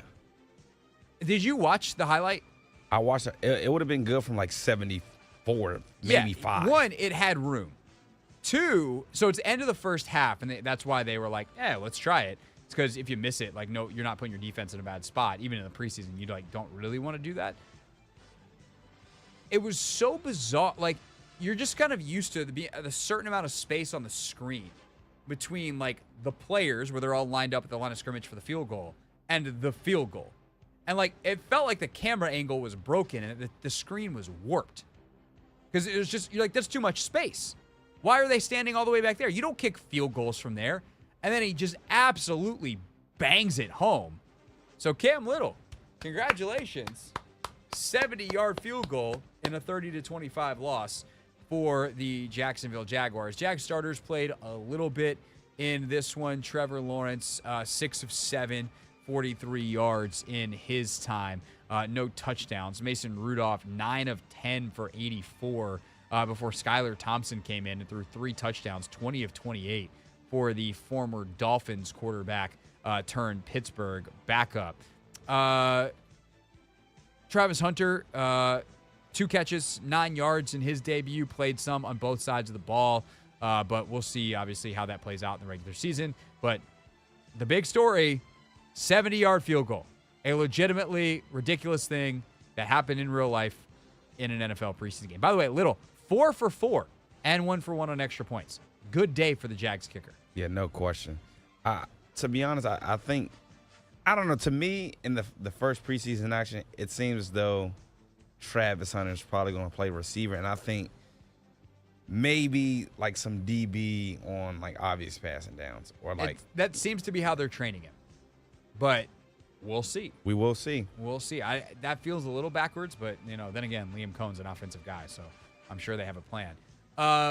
Buccaneers and Titans. Cam Ward looked fine. 5 of 8, 67 yards in his only action for the number 1 overall pick. The Buccaneers won 29-7. Anything else from this game that you care about, Anthony? No, I'm taking Cam Ward, first quarterback off the board in fantasy. Why? No, I'm joking. Okay. He did look solid, though. Look fine in the Titans offense, which means nothing. Justin Fields back after that. Remember, he went down in training camp, and they were like, uh-oh. Yeah. Luckily, he's been fine. 3 of 4 for 42 yards for Fields. Also 2 rushes for 14 yards and a touchdown. 30-10, the Packers get absolutely smashed by the Jets. Jordan Love just 1 of 5 for 7 yards in his only action. Saw a little bit of action for Matthew Golden, his first catch, 1 for 7 there. Yeah, that's kind of it. The Jets The won receivers 30. again with Love anyway. They were dropping the ball all over again. I'm just like, bro, what I did this last year. I would have thought y'all fixed y'all hands. Guess not. Guess not. Packers receivers. You got until September. Get your hands right. Cardinals and Chiefs 20-17. Cardinals win this one at home. But Pat Mahomes does play. And I think that's one of the interesting things for these teams is like how many starters played. Now, Mahomes only threw 1 pass. It was 1 for 1, 1 yard, 1 touchdown. So, like, it's not like they exposed him, but like just getting him out there, getting the starting offense out there, there's something to that just to kind of get a feel for it. I like, Andy Reid's kind of, I think, more or less always been more on that camp. And I think I kind of default to that camp too, as opposed to the Sean McVay, like, we're never going to play anybody. So, like, when I saw the NFL Network, alert that I got that was like, Patrick Mahomes is on the field for the Chiefs, I was like, why? But you get that little bit of rhythm, get those juices flowing, limit the exposure by mostly handing the ball off, and then roll from there and don't really care about the results. No, I think that was perfect. Kyler Murray, 7 of 8. Jacoby Brissett, 5 of 8, 2 touchdowns for Arizona. Other than that, let's see. What other games of significance were there? Let's see. We got 3 more games in general. Broncos, 49ers. Broncos, 30. 49ers, 9. Jarrett Stidham. Love the, I remember when that guy played college football. 14 of 15 for the Broncos, 136, 2 TDs. Dolphins and Bears tied at 24. Tyson Bagent, 13 of 19 for 103 and a touchdown. This game almost had a crazy ending. There was like a pitch play type of deal, circus, chucking the ball all over the place, and it almost got out. But ultimately, the Bears were able to get a stop, and it finishes tied at 24. Saints and Chargers. Tyler Shook looked pretty good, 15 of 22, 165, and a big old long touchdown for the Saints, but that was kind of the end of their offense. 27-13, Chargers win it going away. Taylor Heineke, DJ Ugalele, and Trey Lance. By the way, did I say that right? I always feel like I mess up that dude's name. Don't ask me. Was in college football, like 3 different schools for 1,000 different, whatever. He went 1 for 1 for 49 yards, according to the stat sheet. Oh, that's actually tough. Yeah, Trey Lance, 7 of 14, so still no Justin Herbert as they keep him on ice until the regular season in L.A., but they won, whatever that's worth. On the QB battle on the other side, Shook, 15 of 22, 165, a touchdown, a pick. Rattler, 7 of 11, 53, 0-0. Jake Haener, 5 of 8, 41 yards. No touchdowns, 1 pick. Confirming my guy Tony Squares, his quarterback rankings from last year. Jake Haener, worst, dead last of any quarterback who started a game. Jake Haener, you Jake Haenered it. That's what it seems like in that preseason. I hate that for him. I do too. Sorry, Jake. All right, when we get back to the Commanders. Commanders, Patriots. We identified 6 players who we had our eye on. How did they do? We take our list from Friday, review it on a Monday. Next on The Hoffman Show.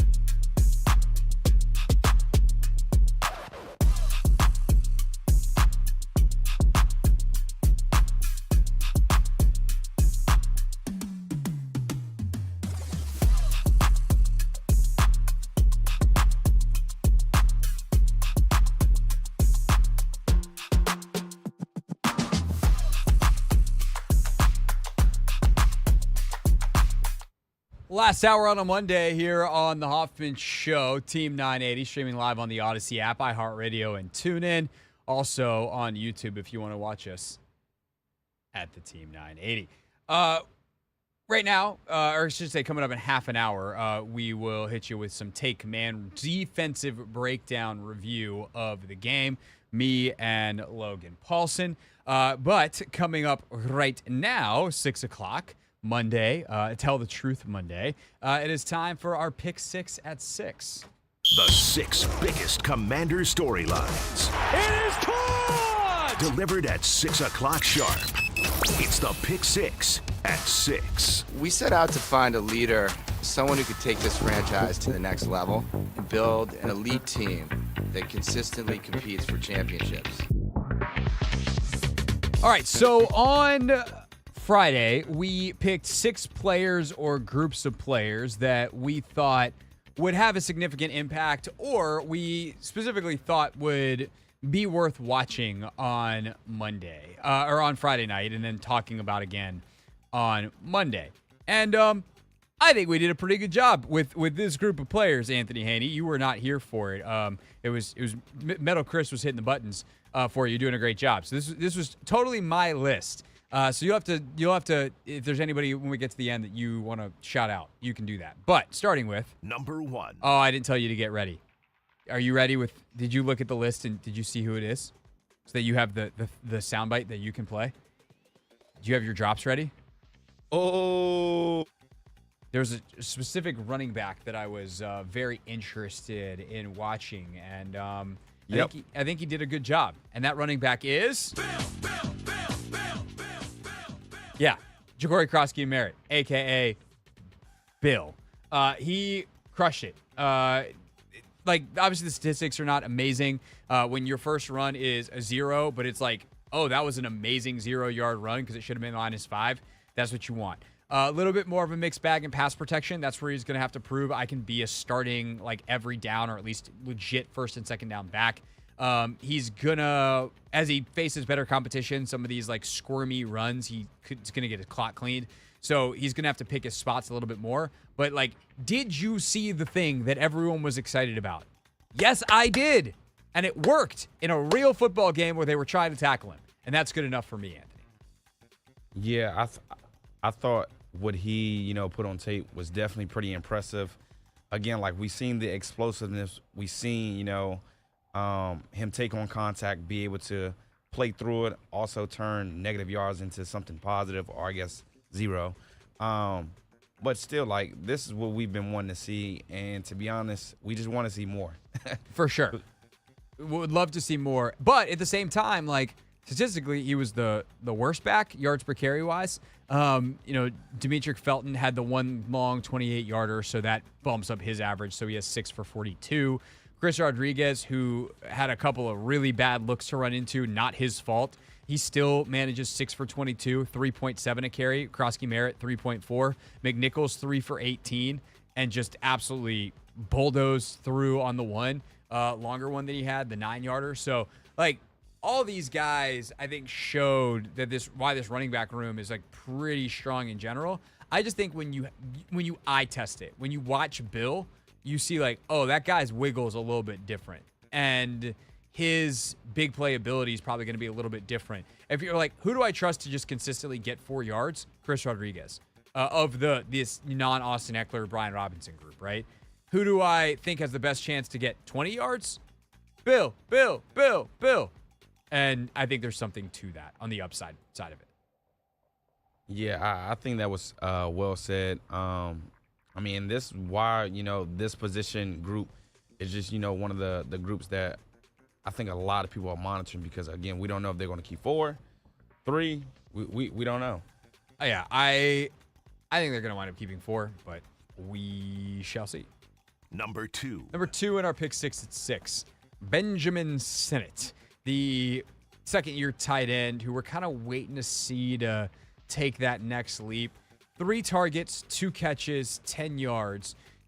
That third one, it could have been a better ball. I don't know if it could have been a better ball because it should have been like a different route in terms of like where he sits down versus continuing to go. So long story short, like the thing I like about Ben Sinnott in this game is you felt him. You felt his presence. And too many times last year, you'd get to the end of a game, and you're like, Ben Sinnott played 15 snaps? And you wouldn't feel his presence at all. In this game, you at least knew he was there. He had some good shake and separation on a couple of routes. He had a couple of nice catches. He had a couple of good blocks. It's not super consistent. It's not great, but it is better, and you felt him in a way that suggests, like, oh, there's some juice there. And then I'm curious to see what it is for the rest of the preseason. So, okay from Ben Sinnott. Yeah, definitely. I think, they're trying to, give him some opportunities to see what he can do. I think he just, I don't know, he got to make the most of them, to be honest. Like, yeah. I don't really have too much on Ben. I mean, it's 2 catch for 10 yards. So you kind of got to, there's only so much that we're talking. I think in a good way, like, I don't think he was playing super deep into the second half or anything. No. So, like, I think that's a good sign for where he is from, like, how healthy is your spot. Number 3. We went offense for the first 3. We'll get to some defense in a second. The Luke McCaffrey, Jalen Lane pairing. This receiver room is real lacklustery. The good news for these two guys is nobody else did anything either. Lane, has a couple of nice routes, but ultimately doesn't get targeted all but once. He has 0 catches for 1 yard. McCaffrey has the screen early and, does a decent job to get it back to a -1, but that's his stat line, 1 catch, -1 yard on 1 target. Like, you'd like to see those guys pop more, but it's also hard when, they're only playing a limited number of snaps. You have, like, some balls going to guys like, what's his name? Chris Moore, who targeted him twice, has the 2 big drops. So I just, at the end of the day, you wish you felt those guys more. You want to see more of them in the preseason games coming up, the Baltimore and Cincinnati games. You want to hear that they had a really strong joint practice, but these are 2 guys that are still very much works in progress. I feel like a lot of people feel better about Lane. Obviously, Lane did a good job in the punt return game, like catching securely, being aggressive. He only got the 1 yard game, but it's like, man, if he can make that guy slip versus most punt returners probably fair catch that. So the confidence and the ability to read it and know how to give yourself a chance, like, that's big time stuff. But as a receiver, both these guys, there's just not a lot of. There's obviously no production in this game, and then we'll see what they can do moving forward. Yeah, I think from Lane's, looking at Lane anywhere, or I guess his lack there of, like, reps and action against the Patriots. What if they're, trying to, hide him and, not really put him out there? Because I was questioning, why he wasn't out there a little bit more. But maybe that's what they're trying to do. Like, they want him and his impact to be a surprise as opposed to, showing too much early on. Like, he's probably going to be a deep threat. He probably won't be one of those possession, route running slot receivers or anything. He'll be on the outside, and he'll take the top off the defense. I mean, maybe, but I tend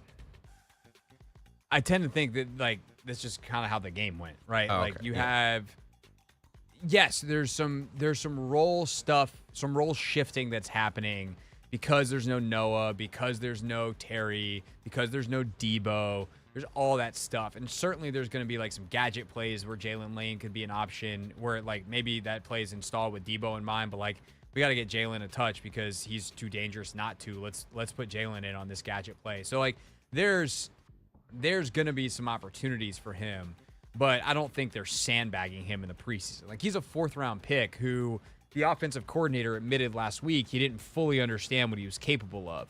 So they're trying to still carve out a path for him more so than, like, trying to be. Like, sometimes these guys are really smart, and I do think football coaches are paranoid as hell. But I also think sometimes we give these guys too much credit where it's like, oh, the genius, they were hiding him in the preseason. Like, no, he's a cake that's half or 3/4 baked right now. He's not ready to take out of the oven. More so than I think that they're intentionally Like, oh, we got a fully baked cake. We better stash it somewhere so the kids don't eat it. Like, I think that's the better cake analogy, if that was a good cake analogy. Yeah. Good. I'm glad that my cake analogy was a piece of cake. But when we get back, we'll get to some of the defensive guys that we identified, including one who's no longer on the team. But first, the latest in the world of women's sports, presented to you by Wawa Chicken. How you want it at Wawa, with customizable roasted and crispy chicken sandwiches.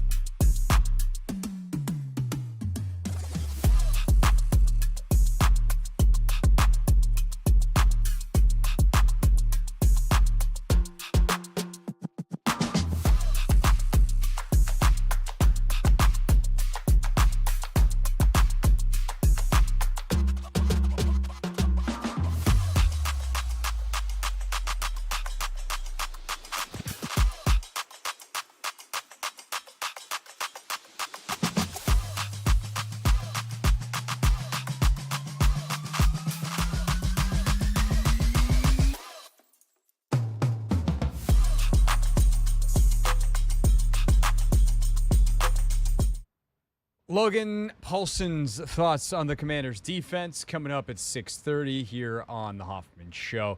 Team 980. We are streaming live on the Odyssey app, iHeartRadio, and TuneIn. You can also watch us on YouTube live at the Team 980.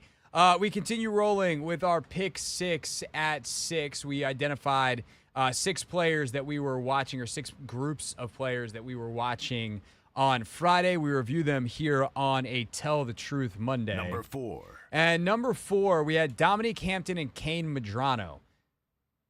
Well, that was a good pick in terms of what we should be watching, Anthony Haney, because that was really important to the outcome of the game. And Dominique Hampton's performance was so not good that they cut the young man. Dominique Hampton released this morning, the 5th-round pick in 2024.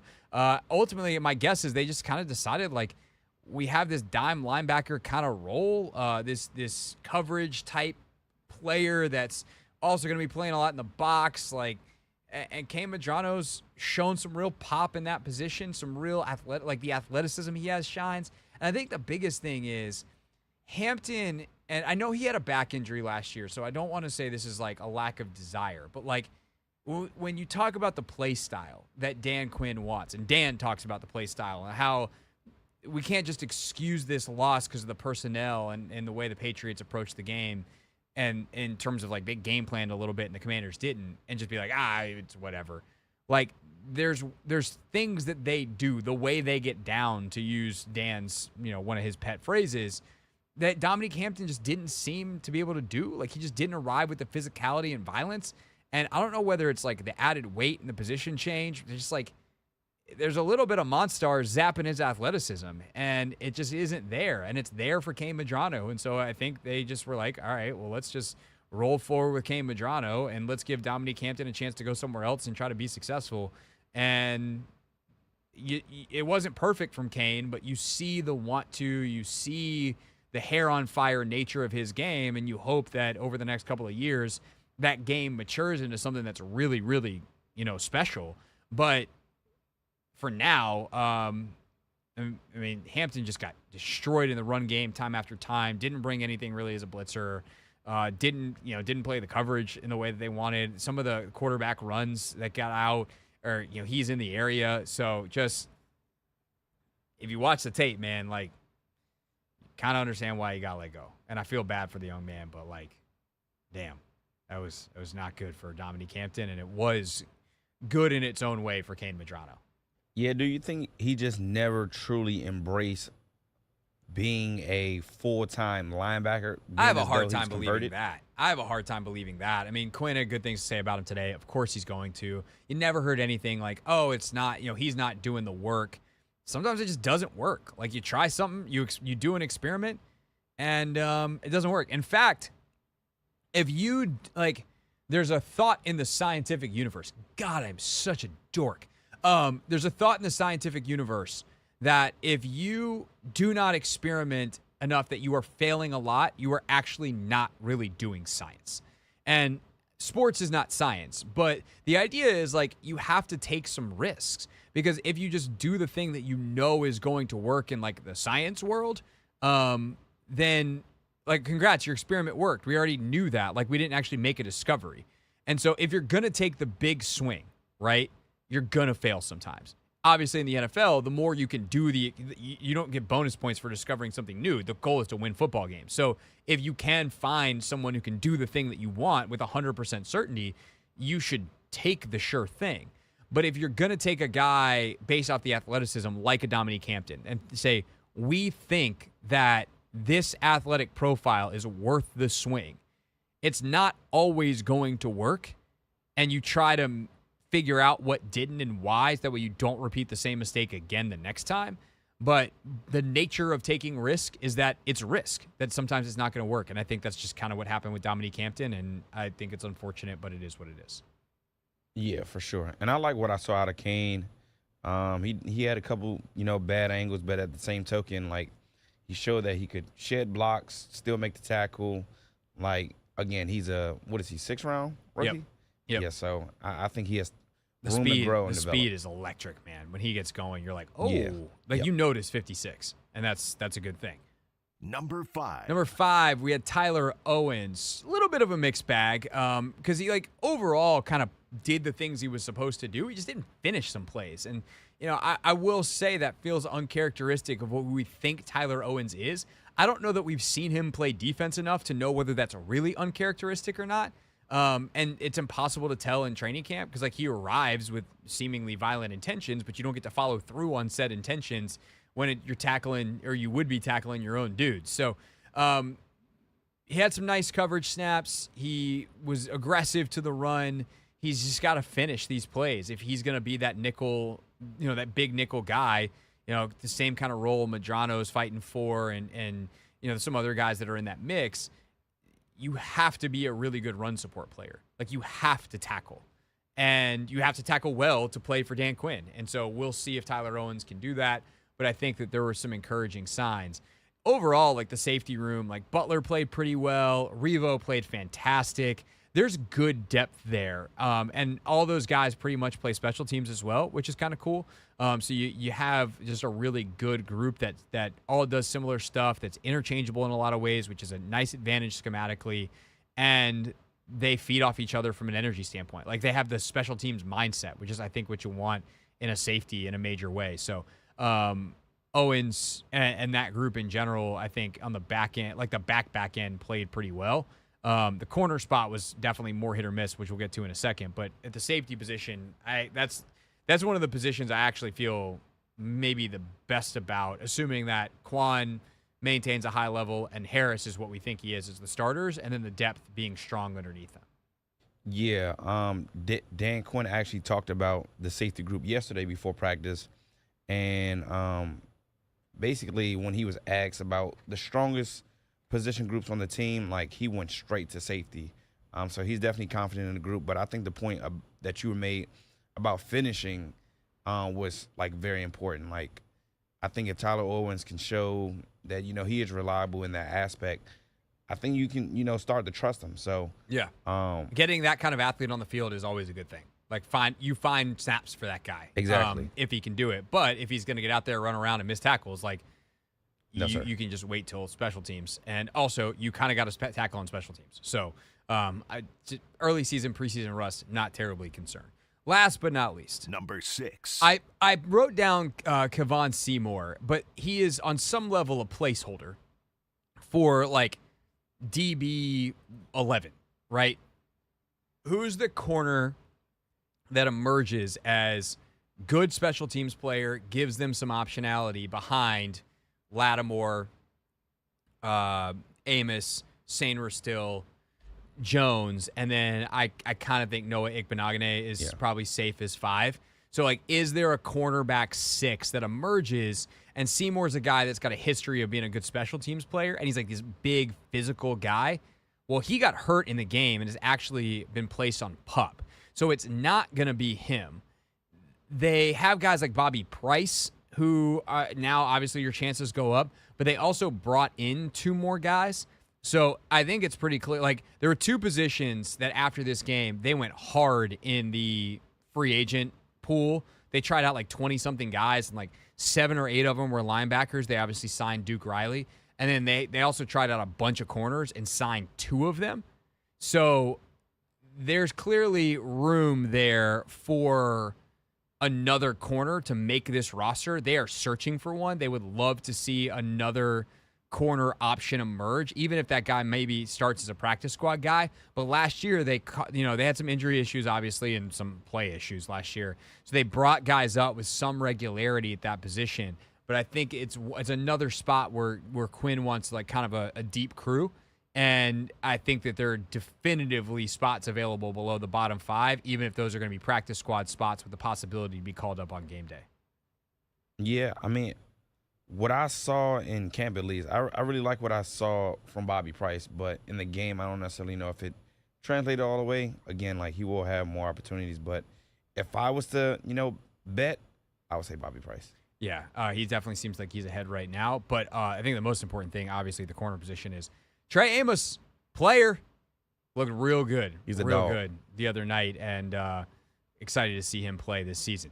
All right, when we get back, what did Logan Paulson see on the defensive side? You'll get the big fella's thoughts next on the Hoffman Show.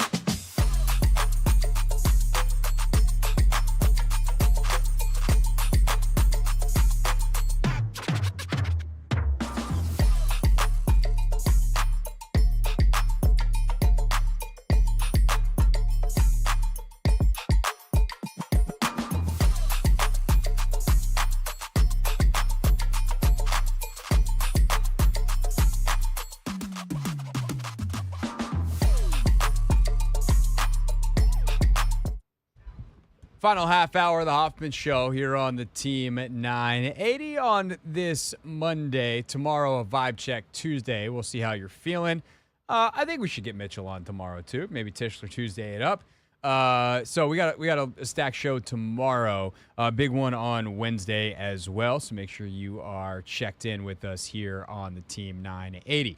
Take command this morning. Logan and I broke down the game. We went through everything. So if you want the full offensive breakdown, kind of some bigger picture thoughts, make sure you check out Take Command wherever you get your podcast. But we can give you the defensive thoughts from Paulson and me right now.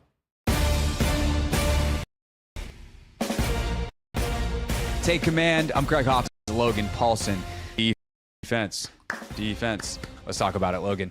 D-line to get started. Obviously, huge positive. Maybe the brightest spot of the game. John fumble. We absolutely love that. But overall, this defensive line, not a lot of dudes that are being played. I was at Cleveland Furrow being out there, didn't have the great day in terms of some of the stuff, but you talked about some of the context around that earlier.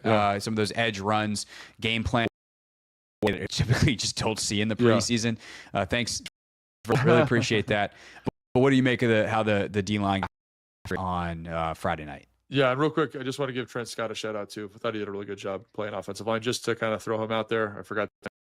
But for the defensive line, it was kind of an interesting watch, because I think guys that I thought would play well just kind of played okay, and guys that I didn't have high expectations for played better. So, I actually thought Carl Davis and Sheldon Day did a pretty good job. And now they're working against the 2s and the 3s, but Big Carl had a nice day, batting some passes down, sitting double teams. Sheldon Day, man, that guy just is a ball player. He's an animal. Just a ball player. And so see that from those two guys. I thought Eddie Gold times flash, but again, there's some times where not quite what I was expecting in terms of what I saw from him in Atlanta last year.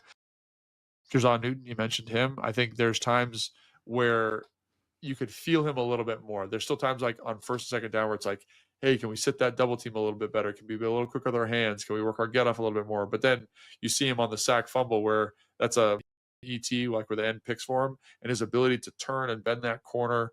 I think that's pretty high level. Him sniffing out that screen, I thought he did a great job of that. So are there areas to improve? Yeah, but in terms of flash and spark, I think you feel pretty good about him. But overall, I mean, they were okay. You know what I mean? No one really separated themselves, especially on the edge. None of those guys really stood out. I thought Holmes had a solid day, but again, he didn't play a ton. I thought Jones, decent day, but there was some times where he's out of position, not in the right, but he plays hard. So you feel that energy, which is kind of cool. But overall, it kind of a little disappointing, I think, with some of the guys I thought would have big days, but there were some bright spots for sure. All right, let's talk about Dominique Hampton. Obviously, he did not have a good day. Yes. That is how he is now. And there's probably on the kind of bigger picture, you have to give credit to Adam Peters for not saying, I just refuse to cut a guy who's not making it. Trying to think of a different word that way. I'm not saying cut twice, but I'm not going to not release a guy for a guy who's cutting it, right? Hold on for my pride to a draft pick that enough to be on the and he just had a really bad day. Really tough to tell a guy like, hey, we're gonna redshirt you the whole year position. Then after one preseason game in year 2, bang, that's got to be an excruciating decision to make if you're Adam. So, based off the tape, Logan, I guess, what did they see where they felt this just not only didn't work, but it's not gonna work? What did he go with? Yeah, I think when you look at the Dolphins game, the Miami game last year, guy that could run, could cover space, again, was okay taking on blocks, but really understood coverage principles well, looked very confident. And I don't know if it's because the philosophy was a little bit, he had a really hard time for runs. He had a really hard time being decisive downhill. He had a really hard time taking on blocks. There were multiple times where he just couldn't disengage from the offensive lineman, and he ends up on the ground. You know what I mean? I'm talking maybe close to 8 or 9 times in this game. Just had a rough outing. I think some of the athleticism he showed seems to have waned. I've been negotiating a back injury since college. There are times where you see him kind of try to run. He just looks incredibly stiff and tight in his back. And so I was always a big fan. I thought he had a pretty good spring. I remember we talked about that. Yeah. And here in this game, he just looked unfortunately out of his depth, which is really hard to say because, this is a guy, like you said, who's committed a lot to this organization, made a switch, I thought had a very high ceiling. And again, in this game just came out and didn't live up to the billing, which is really hard to watch when you're kind of saying, oh, maybe the next player, or maybe the next player. And it just, there wasn't anything as a point of comparison, because Kane played pretty much the whole game, 56. Yeah. Kane's not always doing the right thing. He's not. And you can feel that. But there is an energy and a violence to the way. So for example, they ran that toss crack play in the red zone. They ran it to the right first. Absolutely, the receiver comes to crack him and he demolishes, knocks him on his butt, and like tries to make the tackle. He's shooting the gap. He's giving it kind of the 1-2. He's getting some pressures. So you could feel that athleticism. You could feel that energy. And I think like, man, like that dude who's turning up, even though I'm not sure everything's right all the time. You know what I mean? With Dominique, it was kind of the opposite. It was like you never felt him. And again, like that's disappointing because I thought that was going to be a pretty exciting addition to this team, but that's life, man. That's life in the NFL, and it's disappointing. I also feel like they were probably looking at the reality of like, how do we get Hampton? And like, is there a few Toronto and Hampton? Yeah. And the answer was probably no. And it's like Kane's like what we see from Kane enough that we're going to let go of the Hampton. In a way, this is the nice thing to do. A guy gets cut, the more quicker he can go find somewhere else and try to make, do what he can in practice this week and play in a second preseason game this weekend for another team. Like I hope that works out for Dominique Hampton. And I hope that it's someone that believes him in the way that Adam, did initially. Obviously that waned over time. But maybe someone who sees him as safety is like, hey man, why don't you lose that 10 pounds back and we're going to put you back in the position that you grew up playing. Like who knows how it works out. Credit him for not holding on for too long once he realized like what their vision was not going to work. But at the same time, that's obviously less than ideal for a 5th round pick just last year to be gone before his second season even begins. Anything else you want to say on Medrano? He's really the only other linebacker of super note. Based off where we are, they bring in Duke Riley. So we'll have more on him after we see him play a little bit. You did play with him in Atlanta, though, so another former Paulson teammate and a guy that DQ knows a little bit. Yeah. But anything else from Medrano or the rest of the linebackers? Yeah, I thought Medrano had good. The energy was good. There's times where I'm like, man, are you supposed to fit over the top of this, or we should have done this, or maybe. But like, I thought his hands usage was great. I thought he got in on some tackles late where he's trying to punch the ball out on a screen where I'm like, just make that tackle. We don't need to be getting cute there. But again, like that's where you say the energy, the effort, allows you that you can coach that. You can coach that. Right. The other guy that I thought deserved a shout out was Kahe. I forgot how to say his name. Let me look it up real quick. It's Kahe, right, from UCLA. I thought there were times where he flashed a little bit, like taking on blocks. And again, he's not the athlete that Kane is, but I think as a linebacker, right, like that's someone that maybe give it a shot, see how it looks. And I think maybe you give him more opportunity. And then mentioning Duke, he's a guy that's played a ton of ball, special teams guy. We talked about some of that inexperience with that third group in terms of teams, the depth on teams.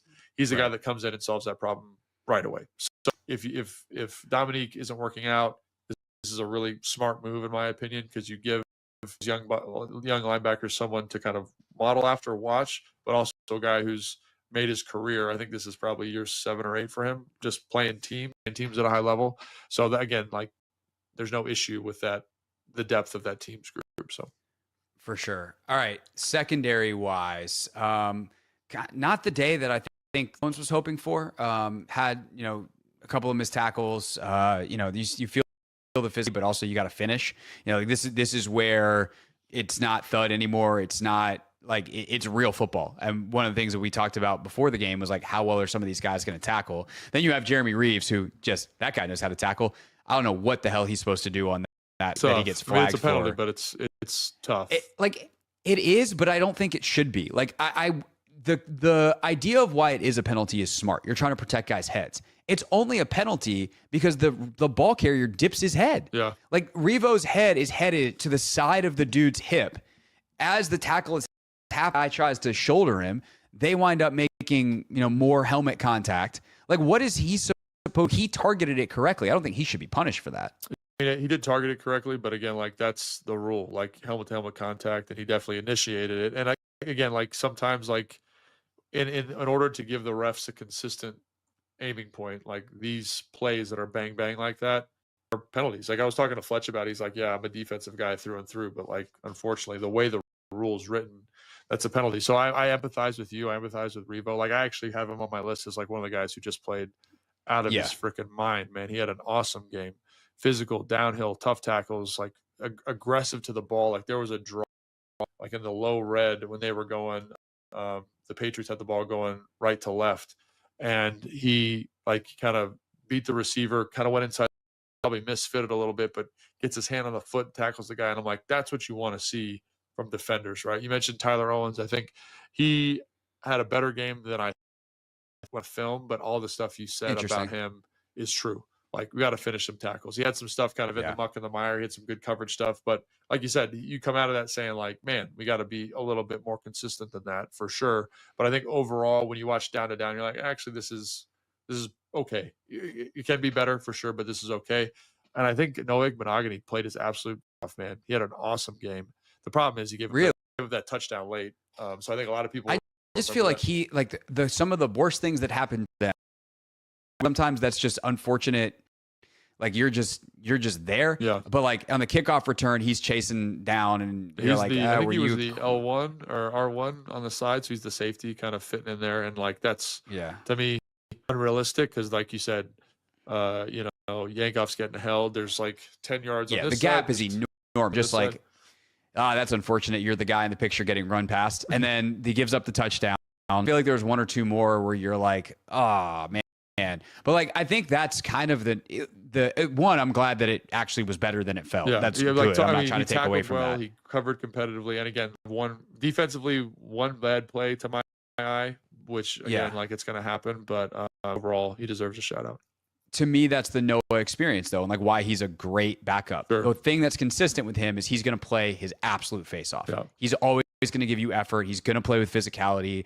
It's just sometimes that's going to result in missed tackles or coverages or penalties, and you hope that because he's in a backup role that you can limit the exposure and he can be a really helpful piece for kind of the Noah experience. So I'm glad that it was more true to the Noah experience than it felt with some of those big plays. Anybody else in the secondary for better or for that you want to shout out as we wrap up here? Anybody in the secondary, better or worse? I think Carlin Vigors had a tough day. He had a really tough day tackling specifically. I thought the coverage was okay, but I think you see some of the stuff that made him a UDFA. Like, there was never any doubt about his ability to cover. It's about his willingness to tackle, and I think you saw a little bit of difficulty there. I thought Ben Nickel, number 48, the backup safety, had a pretty solid day. Like, he took good angles, was good in coverage, decent on teams. Like, and again, I don't know what his ultimate ceiling is, probably a practice squad guy, but that's nice to see somebody late kind of making plays for himself. I'm trying to think who else is playing.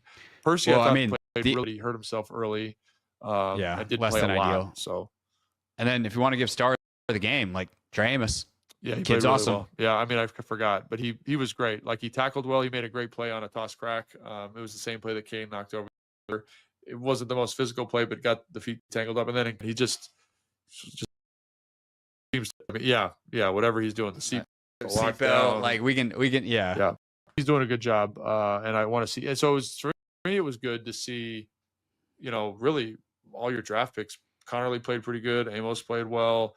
Again, I thought Jakrowski Merritt had a good day. I thought Lane it wasn't in receiving, but like the special teams overall, was pretty solid. And then Kane, I thought, again, it wasn't perfect, but I thought you felt his juice. So I think overall, you see why they drafted him. Yeah, if you're feeling positives, I think those guys played well. And then like Revo, man, like that dude just played awesome.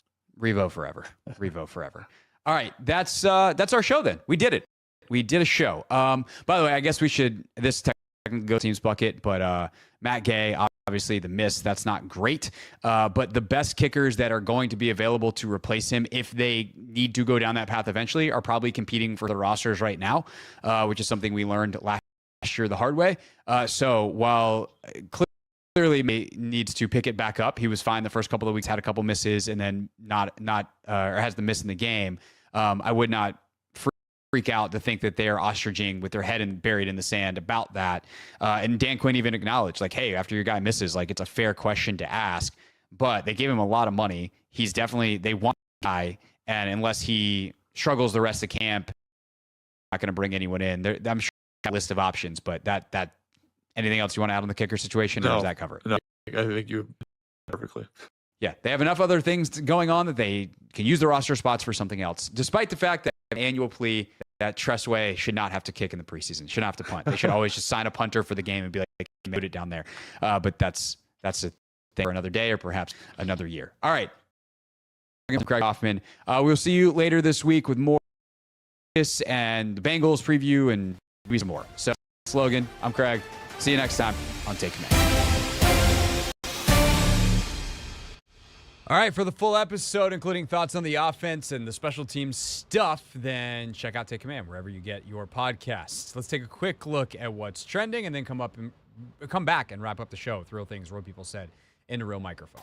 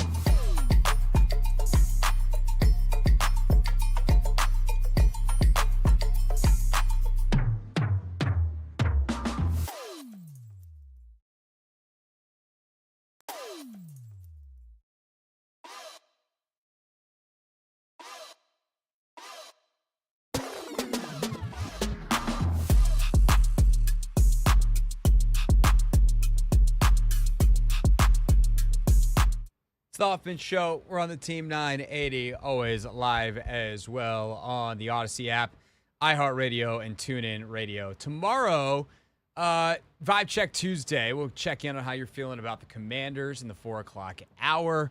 You can give us a call then. You know the phone number. And if you don't, tune in tomorrow. I'll tell you. Just top secret until then. Mitch Tischler, hopefully going to join us. Probably should ask him first, but we'll review the scrimmage that's apparently happening tomorrow. Quinn's splitting up the team. I'm curious, what's the format? How's it go? Who stands out? So a chance to get the competitive juices flowing a little bit ahead of the game against Cincinnati next Monday. We can do weekend in review, Anthony, because during football season, it's like what else happened this weekend. We typically do the football on Monday, and then we take a look, peer our head out of our little football hole and say, hey, what else is happening? We'll do that tomorrow as well. Anything else of note that you would like to highlight for tomorrow? I don't think so. Okay. Well, in that case, let's get to real things, real people said into. Why am I talking like this? Real microphones.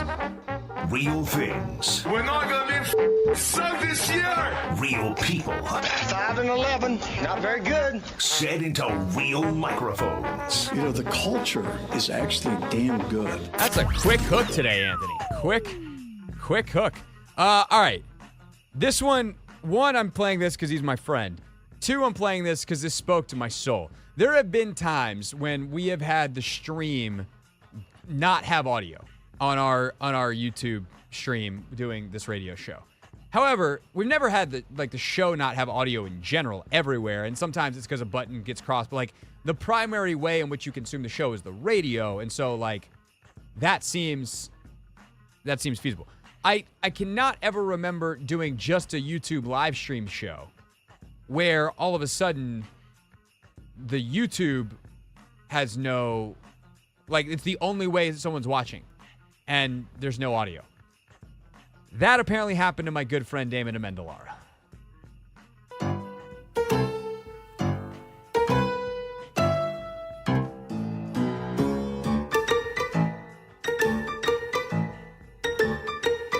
Is he doing a bit? Yeah. Oh my God! Oh my God! I just did a half hour on Kansas City and it didn't go out over the air. Oh my God! That is unbelievable. Unbelievable. I'm running this myself tonight. Unbelievable!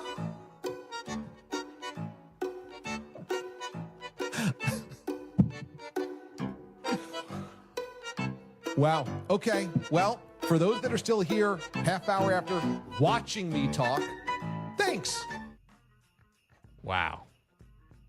That's rough. That's real pain. I heard and felt the pain in his voice.